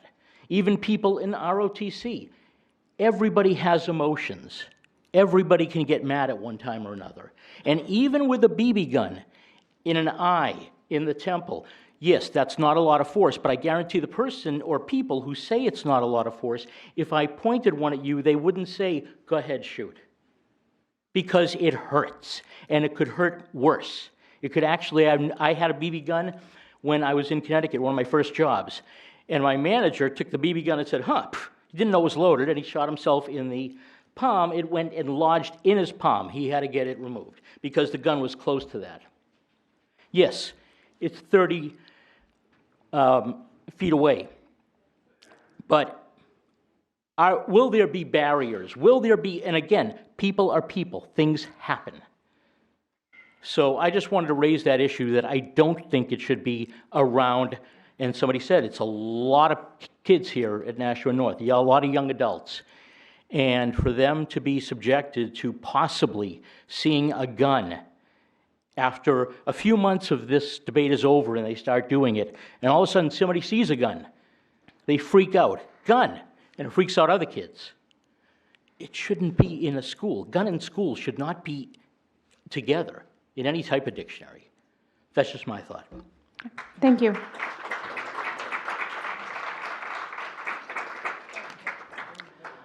Oh my goodness, there's lots of hands. Okay, I had said the very tall man in the back with the black shirt, and then maybe we could make a line or something, and then that way I'm not like pointing out. Oh, I did, okay, you're next.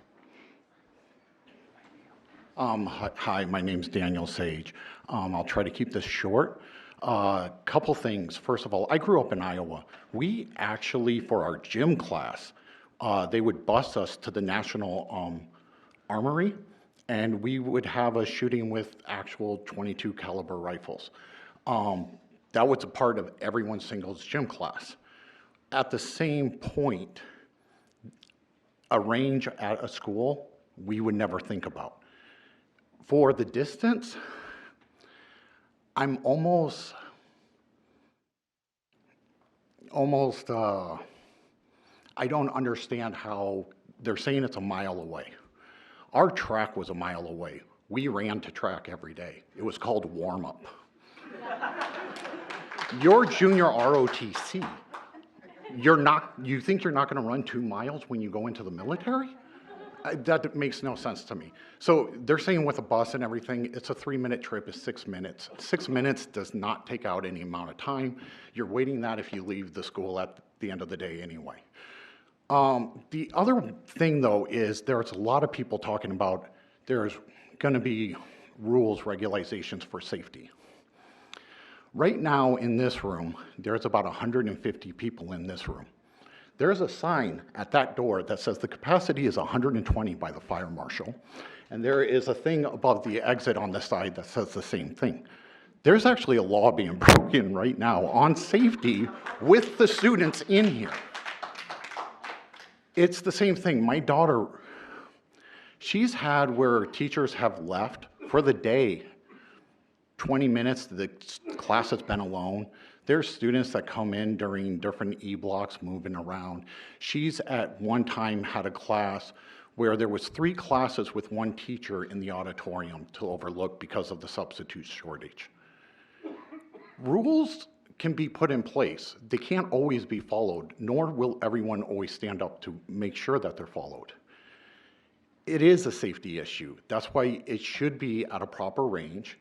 The option of building something out back, even that would be something, because at least that's in a confined area.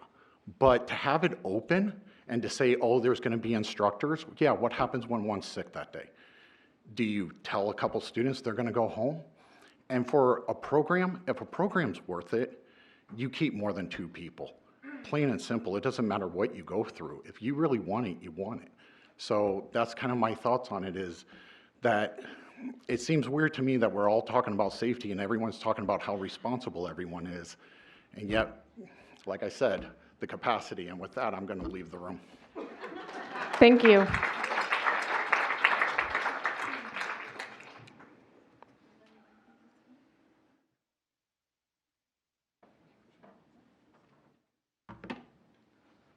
Hi, my name is Parker Botch, and I'm currently a senior at Nashua North. As previously mentioned, one of the main reasons for having this marksmanship program off campus was that it would place an inconvenience on students traveling off campus. As a 12-season student athlete, I am expected to balance honors and AP classes with practices, games, and a job. And practices are often held outside of the late bus schedule, and students are expected to drive themselves to those practices, whether it be here at the school from 4 to 6 or at Stello Stadium, which is a 15-minute drive. And I'm currently a member of the varsity lacrosse program at Nashua North, where we practice daily at the school, like I said, from 4 to 6, and I have additional practices on exit 5. I often get home from away games at 7 p.m., even from home games at 7 p.m. if we're expected to stay and watch JV play. And am expected to complete several hours of homework in addition to that. My lacrosse coach also said that if we practice in the rain, if we play in the rain or the snow or the hail or wherever, we have to practice in that as well, which I think is very relevant to the discussion being held here, because they compete indoors, so why not practice indoors as well? I feel like by traveling off campus, the JrROTC program will be able to utilize the marksmanship program down the street instead of having an insufficient one here. Thank you. Okay. All right, I'm seeing several more hands. I do want to give everybody a chance to speak, but I also want to keep in mind at the time, our 15-minute comment period has now lasted about an hour and a half. So if we could be brief and try not to repeat. So let's be polite and respectful. Okay. Ms. Van Twyver. Do we have to vote to extend our meeting? Probably. Does anyone want to make a motion to extend the meeting for half an hour? I move to extend the meeting for half an hour to hear the rest of the comments, because there are people who have comments on other things that need to be talked about too. Okay. Second by Ms. Oden. Discussion. Briefly. So if you're just extending the meeting 30 minutes, you will not complete the agenda tonight. So that's not what I thought I heard Ms. Van Twyver say. So I would amend the motion to complete our business, complete the agenda. I think historical precedent has been that we have extended more than one time if we've needed to do that, so. Okay, Mr. Guarino, could you please call the roll? On the motion to extend the meeting for half an hour, Ms. Oden? Yes. Ms. Raymond? Yes. Mr. Kaufman? No, because of the lack of assurance, we will continue our business. Mr. Mosher? Mr. Mosher? Mr. Mosher? Ms. Mosher? I think we've lost Mr. Mosher. We'll try and call him back in a moment. Ms. Van Twyver? Yes. Mr. Guarino votes yes. Ms. Hohensee? Yes. Ms. Timmons? Yes. Ms. Porter? Yes. Okay, I have 1, 2, 3, 4, 5, 6, 7 yeses and 1 no. Motion carries. Thank you, Mr. Guarino. If you don't mind trying to get Mr. Mosher back, it does say it's on the hook. And then, oh, good, we have someone ready to go. Thank you for your patience. Hey, well, thank everybody for being out here. I'm going to try to be different. Okay, name, please. Oh, sorry. Jeanette Donaghy, 2 White Oak Drive. I have 4 biological kids, but I'm known as that house where I know many ROTC kids. I know the list goes on. I've been doing this for 20 years. I also come from a military family, my husband. One thing I'm concerned about is the double standard we're teaching here. We teach our kids that we got rules in place, whether you agree with them or not, for a reason. My kids can't wear the Guns N' Roses t-shirts. They're fake guns, but they can't wear them to school. My daughter can't wear her boots with fake bullets on them. They're fake. But I say you gotta respect the rules, right? We got rules for reasons, you know, but they're absolutely fake. One thing I've heard a lot is these are not real guns. Well, I'm gonna tell you something. Just because they don't run off gunpowder. An example, we have a Dodge Challenger. There's a lot of people, I'm sure, here drive a Prius, right? Don't tell me that you can't get to point A to point B. They're both cars, they're both vehicles. We have snakes at our home. Very intelligent people are afraid of them, as well as little children handle them. Do I tell people I'm gonna shove it in your face and say that you are foolish for being afraid? No, I tell people that if others are afraid, you stay in the office where they are. You go to where they belong, and you don't shove it in anybody else's face. Our policy says our weapons are not limited to. They include rifles, they include pellets, they include slingshots. We have a very well done policy, and I am wondering who has read it. It is for sports as well, clearly written out, based off of our city rules and federal rules. I am not saying do not do your program, you do it, and you do it good, okay? But I'm saying just because you are heading to serve our country does not make you more important than the people that stock our shelves at Hannaford. We need all different kinds of people here, and we all need to be equal and respect rules. My kids wear their awesome rock star outfits everywhere. We get stopped in the groceries by elderly people going, look at how cool the kids dress. But you know what? My daughter wears her old Docs when she goes to school because we have rules. That should be for everybody. Thank you. Thank you.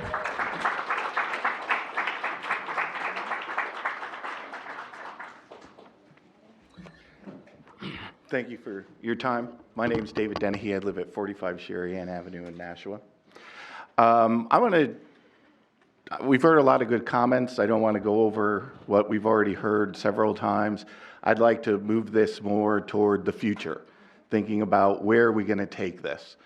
And I apologize to the board in advance, but I don't think you have a clear path of where you're going to take this. You have a lot of people saying move this off-site. You have people saying do it here in the school. But you don't know when you say take it off-site that the gun range down the street is going to accept this. No research has been done to talk to them as ROTC has outlined. So you're proposing what is de facto the end of the program. And I have not heard a single person here tonight say that this program should not go forward. The question is where. But you can't offer a red herring solution when you don't know if the horseshoe range is actually going to take these people on or not. If you were to come back and to say, we know because we've done this, we know the cost, the city has assessed it to be with transportation, insurance, and other things, and we're going to, as a school board, allocate the money for that. Have you done that as well? No. So what you're offering to say we're going to take it off-site sounds good in theory, but you don't actually have the facts to know that you can go to Horseshoe. You don't have the money obligated. You don't have anything else that needs to be in place to actually do that. So I think before the board would move to make a decision that research needs to be done, that you actually need to know what is the alternative, not some, excuse me for saying, pie in the sky potential, okay? The second is a point on further debate here. I agree with the board member who says, I see no reason why this fits under RSA, whatever, to go into non-public session. I sit on a board in Nashua, New Hampshire, as some know. You know, unless it has a commercial impact to the city, I don't see why that debate cannot be held and open before the vast majority of people who, whether for or against, are interested in hearing what you have to say. Thank you very much. Thank you.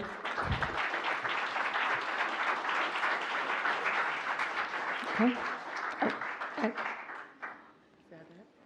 Yep. Oh, no, it looks like there's some more people. Come on down.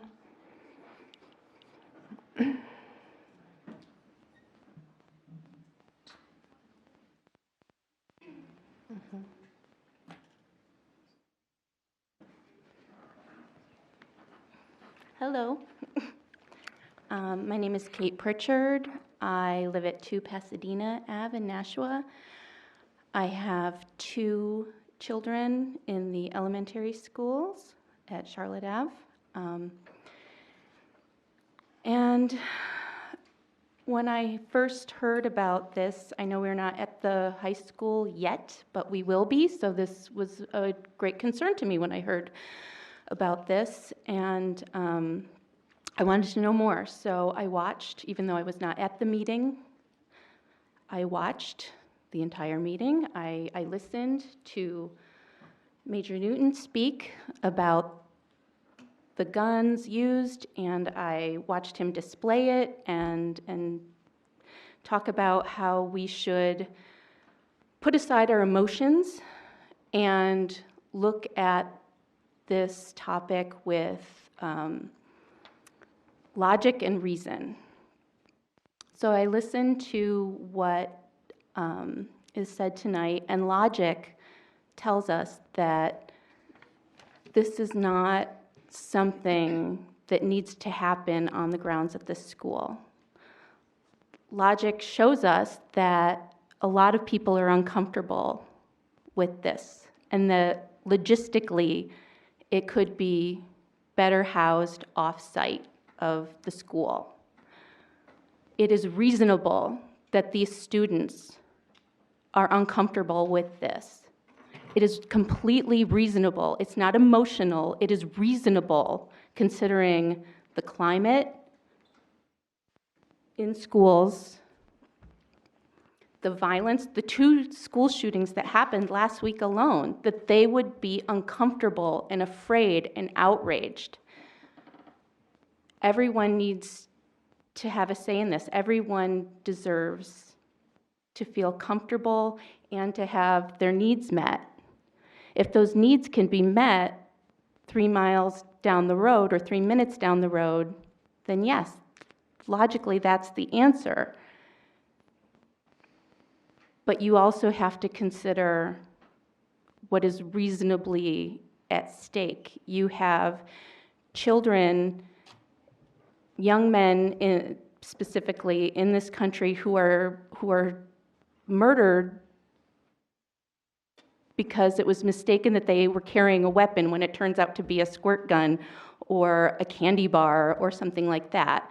How on school grounds can you expect children to walk into school and be told, well, if you see something, you have to be vigilant?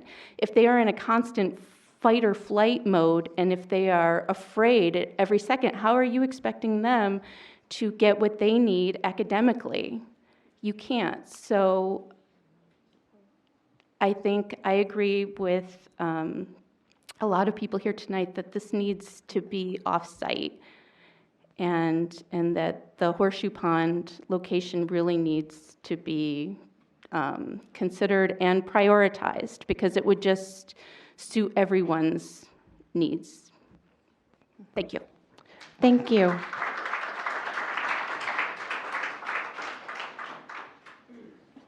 Hi, I'm Faith Dedu, and I'm a senior at Nashua North. I just want to start off and say that I do fear having the shooting range on school grounds, and I do think that that feeling is valid given the school environment and just the environment of the world that I've grown up in. I think that we should have it offside as to eliminate as many contingencies as possible. I think there's always room for error and there's always room for people to make mistakes. And I know that there are going to be trained supervisors here on school grounds, but I just think that it'd be way more reasonable to have the marksmanship program at a facility where everyone is comfortable with what they're doing and everyone is trained and experienced and know what's going on, instead of having it here where you have so many students who are ridden with anxiety and have post-traumatic stress disorders. I just think that it's quite disrespectful to not listen to their wants and needs. I just want to make sure that the adults that are making these rules are listening to the students, because I mean, if they focus so much on girls who wear spaghetti straps, I want to make sure that they focus on the people with anxiety, and that's about it. Thanks. Thank you.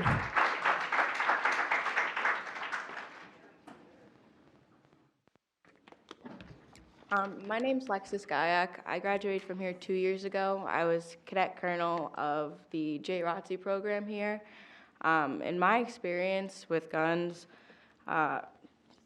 you just have to be educated on them. People need to know what they're doing and how to handle guns, and this program will help. I attend Norwich University right now. I'm in the Corps Cadets, and almost every single person in the Corps Cadets has a rifle in their room. There has been no problems that I have known of from people shooting each other, because we are all educated on guns. We have times at rifle ranges if we want them. Like at my school, there's been no problems with them. I know in my senior year here, we drilled with, well, they were fake, but they were rifles that looked like rifles just as much as these airsoft guns are going to look like them. These rifles that we drilled with, we walked around, we drilled with them in the hallways, we drilled with them in the gymnasiums. No one had a problem with them. No one got hurt doing them. Admittedly, they were fake, but. Okay. But. No, let's be polite. Everyone gets their chance. To solve the problem with the horse pond range, what happens if they say no?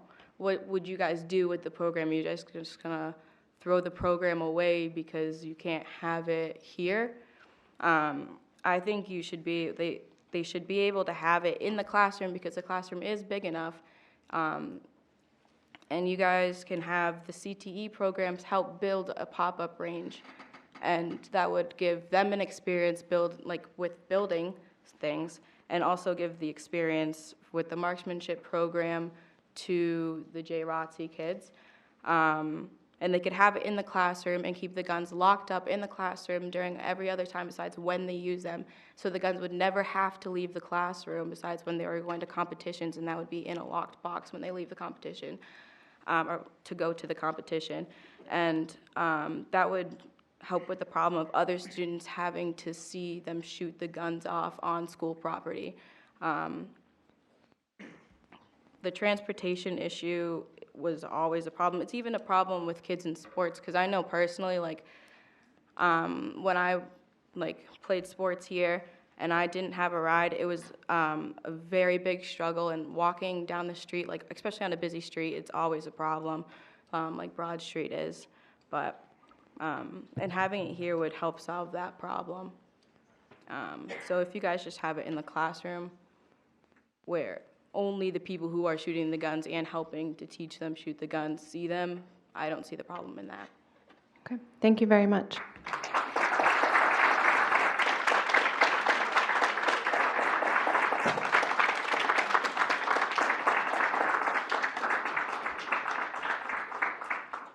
Good evening. My name is Joseph Pappas. I'm a junior here at Nashua North. And one of the big problems that I have is that, as we all know, large percentages of students here feel very uncomfortable with the gun culture that goes on in our country. And we're talking about that like it's separate from these air rifles. That it's really not a separate fear, because, speak for myself. I know a lot of other students also are not extremely educated about guns. Honestly, I just know that a gun kind of looks like, that general shape. I don't really know the different kinds of guns, stuff like that. So, if I and a lot of other people see these sorts of things, immediately that biological, that flight or flight instinct, it's going to kick in, and you're immediately going to have that real fear. So when we're calling this an irrational fear, and how the marksmanship program is not going to lead to the gun violence that we see across the country, it's really not two separate things. It's the same fear that we all have, and I think that's a big problem, that we're going to separate these two things, because they're not. When you're instituting this at the school, which is the big problem, is that it's instituted at the school, that's when the sort of fear comes out. And I think that nobody, no matter what background they have, nobody should have to go through that sort of fear. And as we know, large percentage of students have that. And I just think that just that environment of having this at the school, as people have said, rules are not always going to be followed. So you can say you have this, that, another place in place to make sure that everybody is safe. That's not always followed. What guarantees that people are safe is having it away from the school, so people don't have to fear that flight or fight instinct of the gun violence that goes on around the country. Thank you. Thank you.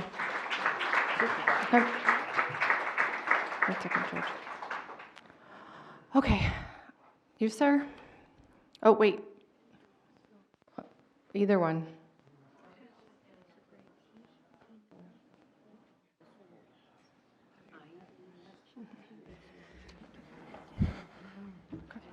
Hi, I'm Rob Lombardi from Deer Haven Drive. Major thank you for your service, and cadets, congratulations to all of you. One of my best friends is a Air Force ROTC cadet, the former, went on to Space and Missiles out in mine. Top-notch guy, best guy I know. There have been a lot of good points made today.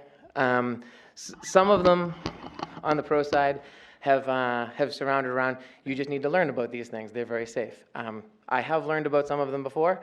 I was shot with a pellet gun when I was a kid. It stung, I got over it. I shot one of my friends with a pellet gun when I was a kid. Same one. It stung, he got over it. And to my good friend Jeff here's point from earlier, he does know a lot about guns. He knows about the safety of them. Air rifles are not guns.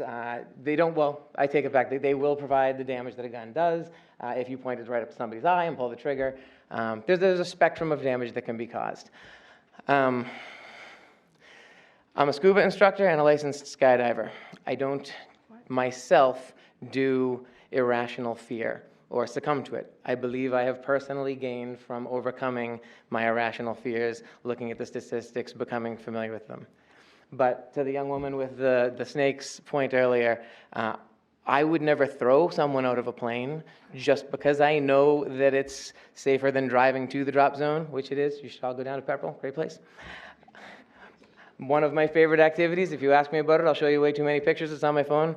It's a great dive site, 120 feet deep, gets surrounded by sharks bigger than us. Okay. None of them will hurt you, but I would never force a high school junior who needs to learn their pre-calculus to do that because I think it's great, and I think they should learn about it, and I think they would benefit from it if they do it right now.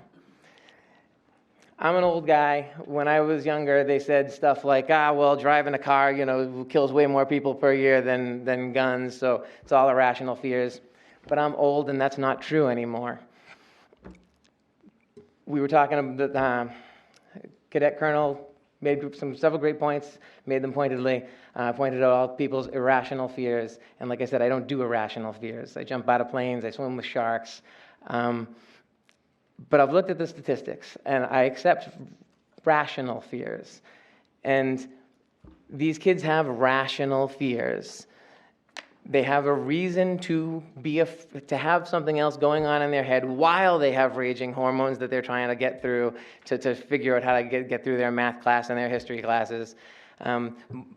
More kids do die by firearms for ages 15 through 24 than by cars nowadays. This is a problem. Guns don't hurt people, people hurt people. Guns are safe. We have more guns in this country than people. If guns were evil, then all of us would be gone. But it does only take one psycho with a gun to cause some serious problems. And we have legislators in this state who have fought to outdo themselves, justifying the rights of the mentally ill to buy guns in this state. So that's kind of a problem. when you associate it with the school. I hope as everyone gets older and has time in their lives that they can learn about all of their fears, rational and irrational, deal with the statistics, get through them, become more fulfilled people. But I wouldn't impose that on kids who are, already so hung up and high-strung about everything else going on, plus all the chemicals going on in their body, plus college coming up, or maybe life if not college. Especially when, to the gentleman's point, who from Iowa, I think he was, who took shooting in gym class with 22s. Horse Pond, who did, according to the good doctor over there, I believe, approve and offer to have people come use their range. And it is both 1.5 miles from Nashua North and Nashua South, exactly.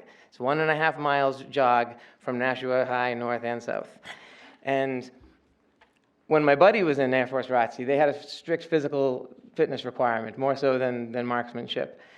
I don't know if you guys still have that, but I do know I've talked to the Manchester and Nashua branches, all 4 services of recruitment offices, just for other people, for myself, just personal relationships, and for other kids.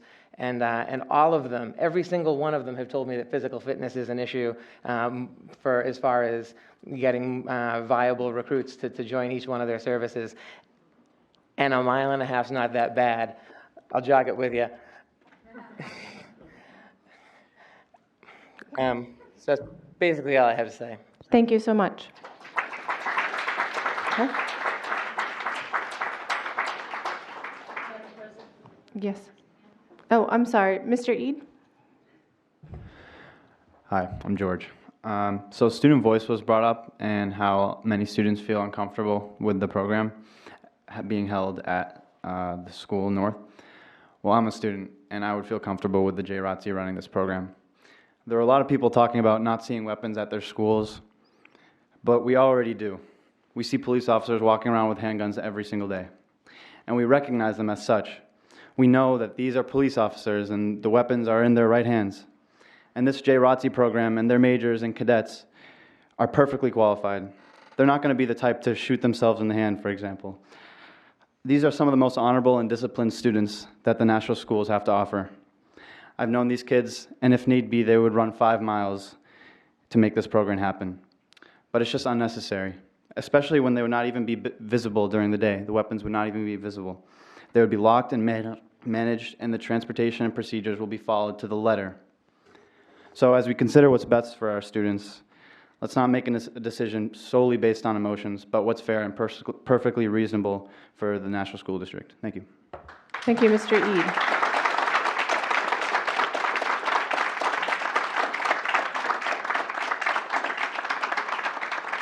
Okay. Go ahead, Ms. Oden. I would like to extend for another 30 minutes. Okay. On the motion to extend another 30 minutes, Mrs. Oden? Yes. Ms. Raymond? Yes. Mr. Kaufman? Yes. Mr. Mosher? Ms. Van Twyver? Yes. Mr. Garino votes yes. Ms. Hohensie? Yes. Ms. Timmons? Yes. Ms. Porter? Yes. I have 8 yeses and 0 noes. Motion carries. Excellent. Yes, we should try to get Mr. Mosher back at some point. Okay. We've had quite a long period of public comment. I think I saw one other person back there who did want to speak. Come on down, sir. Have I missed anybody else who wanted to speak on marksmanship? Okay, yay. My name is Joe Silva. I'm from 24 Beaver Street. I served 38 years in the Army. I've shot many guns, and an air gun is not going to kill anybody. And we all have fears. I personally never had any, but you get up in the morning, and if you have a fear that you're going to die, chances are you're going to die, okay? Just saying. You're going to walk around looking for a place to die. As far as safety, you have a major and a master sergeant, okay? I shot guns pretty much, I don't know, every 3 months, and there's always a safety, and they're always either in E7, E6, E7, sometimes in E5. You have a range officer and a ranger NCO, and nobody ever dies on a range, unless they want to die, okay? That's it. There's a safety there for a reason. If somebody points a gun the wrong way, they get slapped in the back of the head. That's it. And that's why those safeties are there. This officer right here, his responsibility is to make sure nobody gets hurt. And there's an NCO there, I don't even see him here today. There's a chief, right? Okay. His job is to make sure that officer and nobody gets hurt, all right? So as far as safety goes, those are two guys that make sure that nobody gets hurt. So I would not be worried about safety. And like I said, an air gun will not hurt anybody. I'll go stand at 30 yards and have somebody take a shot at me with an air gun, as long as I got a safety on my face. I don't want to lose an eye. But I'm not. I think it's stupid to take it off the school. I think it's stupid to take it off school grounds. It's a 30-yard range. 30 feet. It's out the school. It's an air. If the students are worried about the gun, it looks like a toy. Show them what the gun looks like. Obviously, if somebody walks in here with an AR or a pistol, they're going to know the difference. Like the young man here said, the officers, they walk in with their 9 mils or SIGs every day. They know the difference between an officer's pistol and a shooter. So they're going to know what these guys look like with their air pistols or air rifles, whatever they're carrying. But they're going to have them in the case every day, all day, locked up. You shake your head all you want. They're going to be locked up in the case till the students are gone. Okay. Wait, again, it's not respectful to have back and forth between members of the audience. We need to let people have their chance. Same thing here. Let's not speak to the audience, speak to us. All right, thank you. Thank you very much for your time. Have a good day.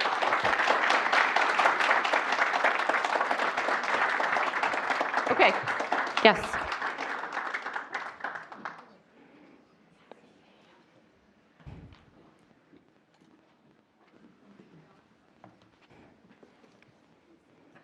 Before we conclude this discussion tonight. Oh, wait, sorry, name. Oh, Izzy Gates. I am a senior here at Nashua High School North. Thank you. And I just want to say that before we do conclude the public comment speak tonight, I want to say that we cannot forget this was never a discussion about the safety of the marksmanship program. There is a high majority of students in here who are in agreement that it can be moved to a nice, safe location at the horse pond right down the street. And this just shows that there are many students in this school who feel unsafe in this situation. And when you have the amount of students and parents and teachers who have come up here tonight and expressed their regards and fears, which are rational fears about this situation, I think that the board needs to reconsider the location, not the safety, not the program itself, just the location of it, before we can come to a final decision. So thank you. Have a good night. Thank you.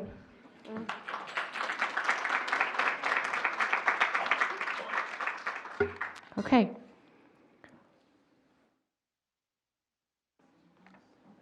Anything further? All right, excellent. At this time, I'd like to entertain a motion to go into non-public, I believe under 93A3I and 93A3 either A or B. So I would entertain a motion to that effect. And I'm seconding that motion. Well, I didn't make the motion. The motion, okay. Okay, you didn't make Could you explain to the audience what, other than the numerals and the letters, what that means, why you feel you need to bring this into non-public? Sure. Mr. Guarino, I believe you have the printout with all of the letters. You don't have it with you this evening?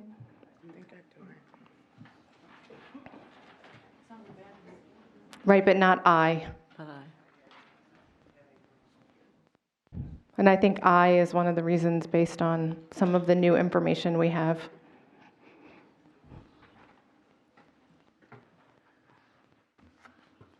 Okay, this would be 91-A3, non-public session for the consideration of matters related to the preparation for and the carrying out of emergency functions, including training to carry out such functions, developed by locals No. or state. Not that one. That's I. Okay, then that's not the right one. Which one's this? You have A Can I have it? and B. Could you please pass it down, Mr. Gorino? No, not that, the list. Yep, there you go. Thank you.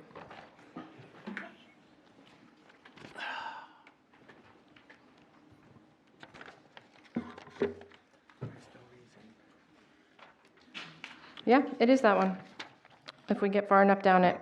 Okay, I, consideration of matters relating to the preparation for and the carrying out of emergency functions, including training to carry out such functions developed by, oh, wait, I'm sorry, G. It's G. Consideration of security-related issues bearing on the immediate safety of, no, that's state correctional. It is I. Sorry, I apologize to everybody. I was right the first time. Consideration of matters relating to the preparation for and the carrying out of emergency functions, including training to carry out such functions, blah, blah, blah, intended to thwart a deliberate act that is intended to result in widespread or severe damage to property or widespread injury or loss of life. To summarize, it's about safety. Could you explain what the emergency procedures that the board is going to take? Because I would see that is directed to, if you are going to develop an emergency plan with regard to this, that you do not want the public to know, then you would hold that in public session. Okay. So if that's the case, I'm asking the board, what is the emergency plan that you intend to enact against what could be perceived as threat to students in school? Okay, we don't have your mic. The gentleman was asking, what is the emergency plan that we intend to, what are we intending to thwart? And I would suggest to him that the whole point of going into a non-public session would be for us as board members to discuss that and then determine amongst ourselves that this is something that is applicable to be discussed in public. If it's the will of board that we discuss it in public, I'm comfortable to do so. But I don't think that I should have I don't think that I should make that decision in a vacuum. The other item that I'm suggesting we go into non-public should be, let's see, RSA 193A, the dismissal, promotion, or compensation of any public employee or the disciplining of such employee. And C, matters which is discussed in public would likely adversely affect the reputation of any person other than a member of the Board of Education. And I will not discuss that with people in the public. Right, we know what that is. Thank you. So I move to do just that. I'll second that. Okay, so now. Okay, so what, Discussion, please? which number was that? Sure. The discussion, the numbers are A, A, okay. C, and I still stand by I. Okay. Mr. Kauffman. Thank you. So I think bundling several reasons to go in non-public only confuses the issue. I think if there are 3 different reasons to go into non-public, then we need to be specific about what each one is and not bundle them. There's nothing in the packet that was distributed as confidential that is in fact confidential. There's no reason that I'm aware of that we need to go in non-public for any discussion. This is about, we're not coming up with a, correctly so, this gentleman made the point, we're not going in to discuss the security plans that the district has. We're not establishing a plan, we're not approving a plan, we're not going in to do a contract. I'll be voting no against this motion to go into non-public. Thank you, Mr. Kauffman. Okay. Seeing no other hands, Mr. Guarino? Okay, on the motion to go into non-public, Ms. Oden? Yes. Ms. Raymond? Yes. Mr. Kaufman? No. Mr. Mosher? Oh. Not here, we have to get him back. Ms. Van Twyver? No. Mr. Guarino votes yes. Ms. Hohensee? No. Ms. Timmons? Yes. Ms. Porter? Yes. I have 1, 2, 3, 4, 5 yeses and 3 noes. Motion carries. Okay, so we are going to take a short recess for everyone to leave the room, and then we will be in non-public when we return at 9:50.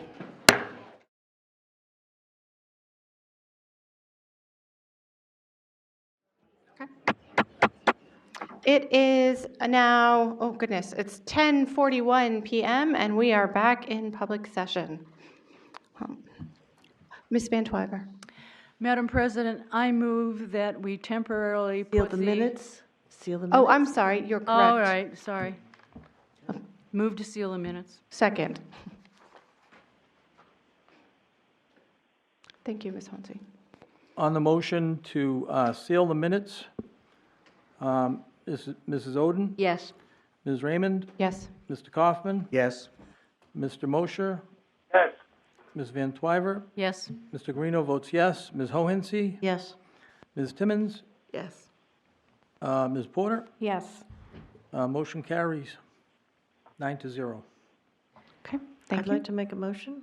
I'm sorry, Ms. Van Twyver was in the middle of making a motion when we had the, Well, Yep. Got the wrong motion, sorry, but I move that we temporarily suspend the marksmanship program on campus until we hear back from the gun club, whether they will accept the program or not. And I'd like to speak to the motion, please, if I have a second. I'll second that. I've been overwhelmed tonight by the response of our public on this issue. It's very, very obvious that we have students that are traumatized by guns and feel that they would not be good on campus. I personally voted for keeping it on campus the first time, but I have been influenced by this group. And I think that if the gun club comes back with information that they're willing to take this on, then I think we need to reconsider the question, have a new motion. Thank you, Ms. Van Twyver. Mr. Guarino. Thank you, Madam President. I'd like to speak to the cadets in the audience, and I'd like you to think about what your service means. I'd like you to think about what it means to the community and your fellow students. And I think that this might be a good time for you to think about what you can do for your fellow citizens, have some empathy for them, think about what they're going through, and do the right thing. So I think this is a good opportunity, a good teaching opportunity for the cadets, and what service means to the community and to your fellow students at the high school. Cadet Colonel Landry made some great arguments. Logistics are tough, but there was also a student that made really good argument that she said, you know, life is tough. And sometimes when things are really difficult to get, and if you really want it, you can overcome those obstacles.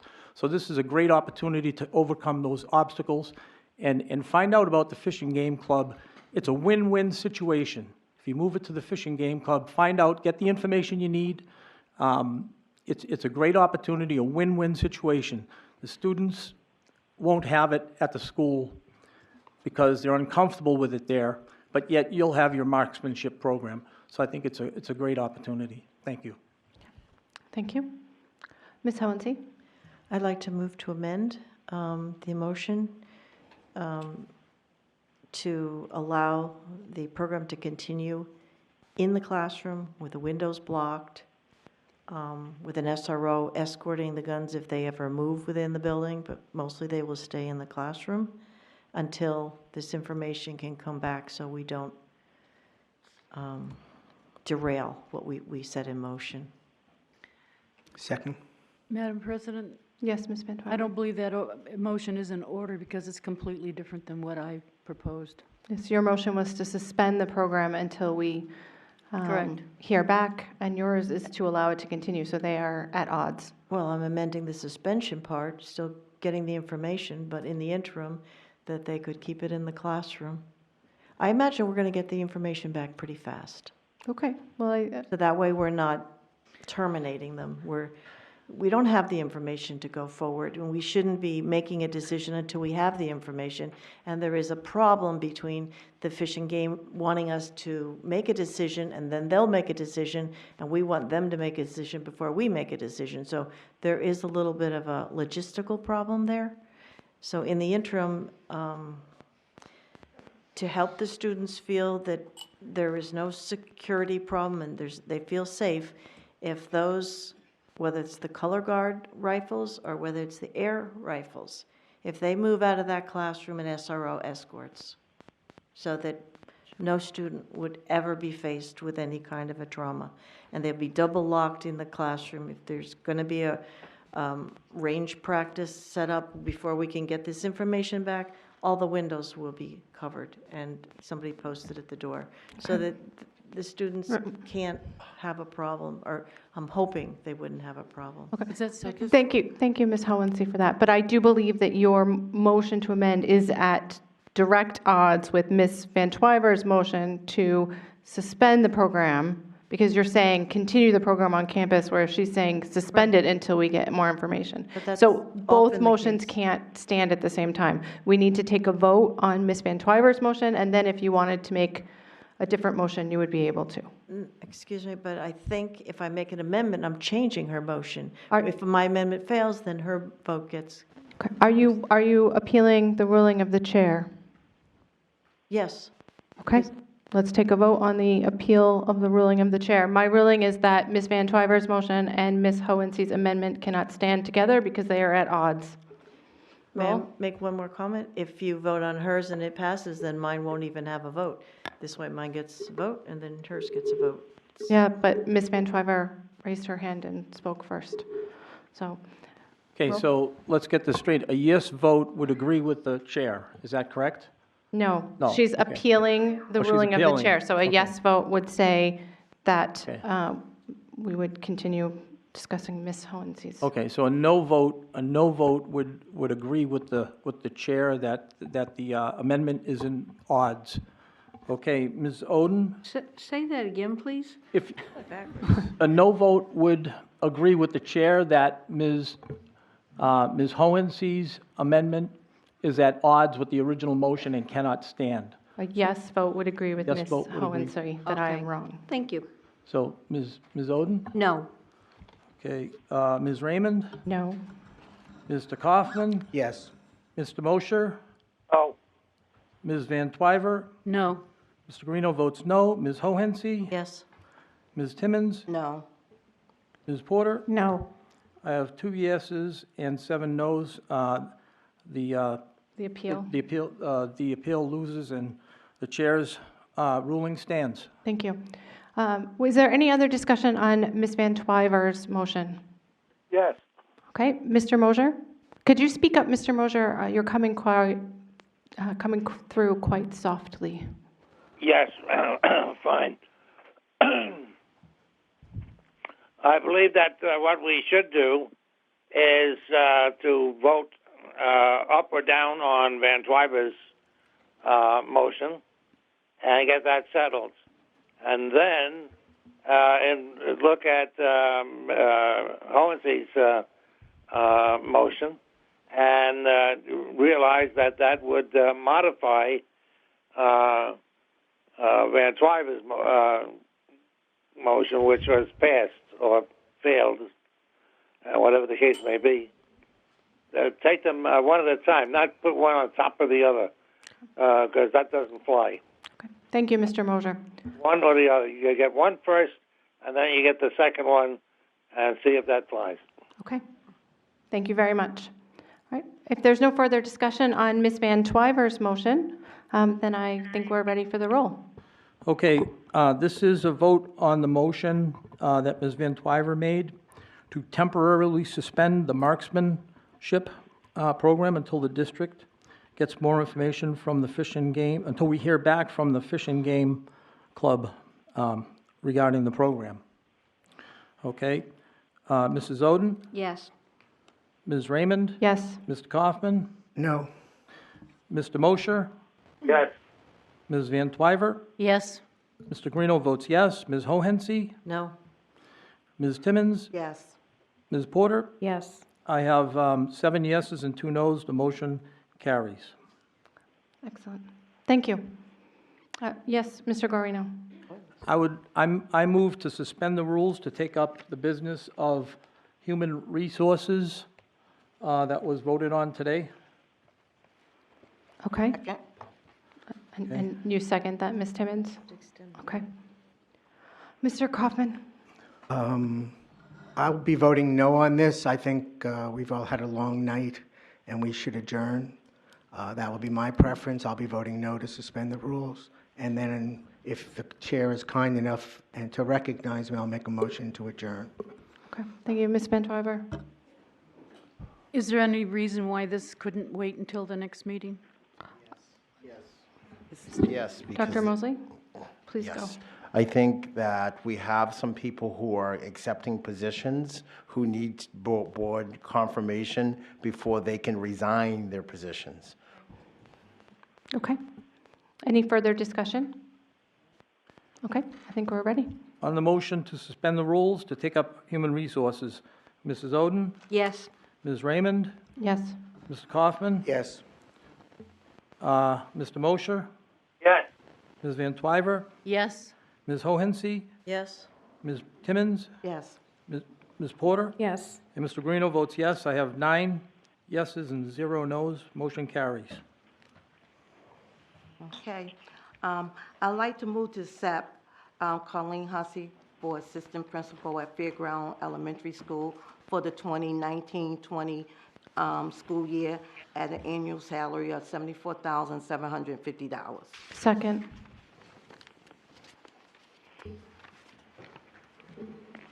Can we have a vote? Okay, on the motion? I'm sorry, any discussion, Any anyone? discussion? Okay. Okay, great. On the motion, Mrs. Oden, Yes. Ms. Raymond, Yes. Mr. Kaufman, Oh. Yes. Mr. Mosher, Yes. Ms. Van Twyver, Yes. Mr. Guarino votes yes. Ms. Hohensie, Yes. Ms. Timmons, Yes. Ms. Porter, Yes. motion carries 9-0. Okay. I also like to move to accept Gabriel Fonzarello, Principal at Pennachuck Middle School for the 2019-20 school year at an annual salary of $99,250. Second. On the motion, Mrs. Oden, Yes. Ms. Raymond, Yes. Mr. Kaufman, Yes. Mr. Mosher, Yes. Ms. Van Twyver, Yes. Mr. Guarino votes yes. Ms. Hohensie, Yes. Ms. Timmons, Yes. Ms. Porter, Yes. motion carries 9-0. Okay. I also like to move to accept the personnel recommendation dated May 13, 2019 with the following. Ms. Oden abstained to avoid a conflict of interest. Motion to approve the HR committee dated the 13th with 2 items changed from grade 4 to 9 and the athletic coordinator's salary are pending automatic approval of the 2020 budget. Second. Could you Hold- explain that to me again? I'm Pending aldermanic approval? Did I hear that correct? 20 board, budget, sorry. So there's 2 things that happened. We changed from grade 4, item number 2, changed from grade 4 to K. And the athletic coordinator in your personnel recommendation, Page 2. page 2. 2 or 3, I forget. 2? No, item number 2. No, Item I'm num- talking about the next item. Yeah. Wait a minute, I'm still confused. Item number 2, grade 4, Kate Tessier, excuse me, grade 4 is changed to what? To Kindergarten. Right. Kindergarten. Thank you, I didn't understand that, I'm sorry. Yep. Okay. So that was an error. That's not an error, it's just she wrote K, so I said K. Oh, okay. Okay? And the athletic coordinator's salary are pending automatic approval of the 2020 budget. So that was the changes.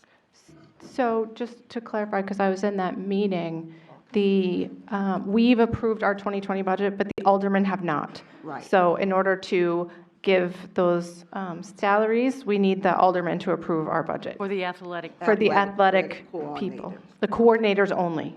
Right. Got it. I'm hopeful that happens. We all do.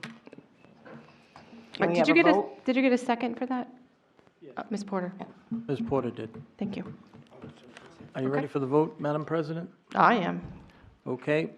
Move to accept the personnel recommendations with amendments. Ms. Oden? Oh, you're abstaining. I abstain Okay. to avoid a conflict of interest. Right. Ms. Raymond? Yes. Mr. Kaufman? Yes. Mr. Mosher? Yes. Ms. Van Twyver? Yes. Mr. Guarino votes yes. Ms. Hohensee? Yes. Ms. Timmons? Yes. Ms. Porter? Yes. Motion carries with 8 yeses, 1 abstention.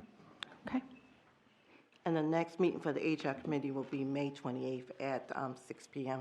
here at the lecture on North. Okay, thank you. I'd like to make a motion to let the people that stayed this long speak, and then we can adjourn, but I don't want them to have waited 2-3 hours or longer and have no opportunity to speak. Second. Okay. Any discussion? Are you going to limit the time they can speak? I would like to limit it to a minute or so. We have 1, 2, 3, 4, 5, 6, 7, at least 8 people. I mean, if Who they had wanted each to take 2 minutes. 5 minutes, it would be minutes. 20 minutes to 12, so. Oh, goodness, it's 11 p.m. Yes, I would like Haven't to. extended either. I would like to know, before I vote on this, how much longer I might be here. You know, I can ask people to limit their comments, but I am very reluctant to gavel someone at the 1 minute 30-second mark and cut them off. I feel like that would be really disrespectful. So if people could hold their comments until our next meeting, that might be ideal. These people have waited 4 hours. Mr. Kaufman. When we had the comment earlier, you tried to impose a limit. You didn't. You suggested brevity, but it was not enforced. To do so now, I think would be hypocritical. I agree. So where are we, ready for the vote or what? Did we vote? We did not vote. Okay, let's vote. Can I ask, are we going to have board member comments? I'm willing to, I have new business that I would like to bring up too, so I'm goodness willing to gracious. sacrifice that. Okay, I can wait until the next meeting. Okay. Mr. Guarino? I move to adjourn the meeting. You can't. There's a motion on the We've got a floor. motion on the floor. I think it's a privilege. Motion on the It's a floor. privileged motion. No, It there's takes precedent. No. And No. No? Well, No, there's I a motion think on the it is. floor. We need to vote on the motion. Look it up. Okay, would you like, No. okay. It's a privileged motion. Here's my book.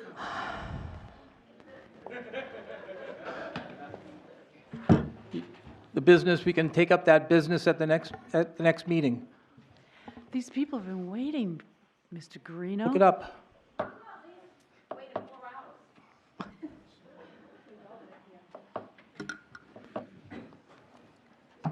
Let's have the vote, so otherwise we're just spinning our wheels here.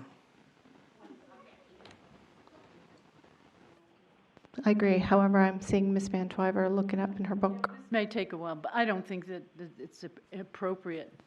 I don't think It's been my, it's a 2/3 vote anyway, so. Isn't it? No. All right. I'm not a registered parliamentarian. I just do this for fun. I know. It's getting so that ain't no fun anymore. I agree. Okay, on the vote to have public comments and then Lord knows what afterwards. Okay. On the vote, I'll withdraw my motion. Just because I think the motion Okay. at this All point right. is to have public comments out of order in front of Okay. all the other things we still have on our budget. Yes? Okay? On the motion to Wait, allow. the I have one more question. Sorry, clarifying. The people who signed up were signed up to speak to items on the agenda. Correct? Correct. Okay, so please limit your comments to items on the agenda because that is what people have been waiting for according to the sign-up sheet. All of the people who said they were going to wait. I would argue that it's the end of the meeting, it's the last public comment. It could, I don't know what they have to talk about, but it should be for whatever they waited for. To impose it had to be on the agenda is. Well, I think if we're moving things out of order, because that's what you're asking us to take the end public comment and put it at the beginning when we haven't done any of our other work. So I just. Well, we could stay later past midnight if you want to do that. I do not. Well.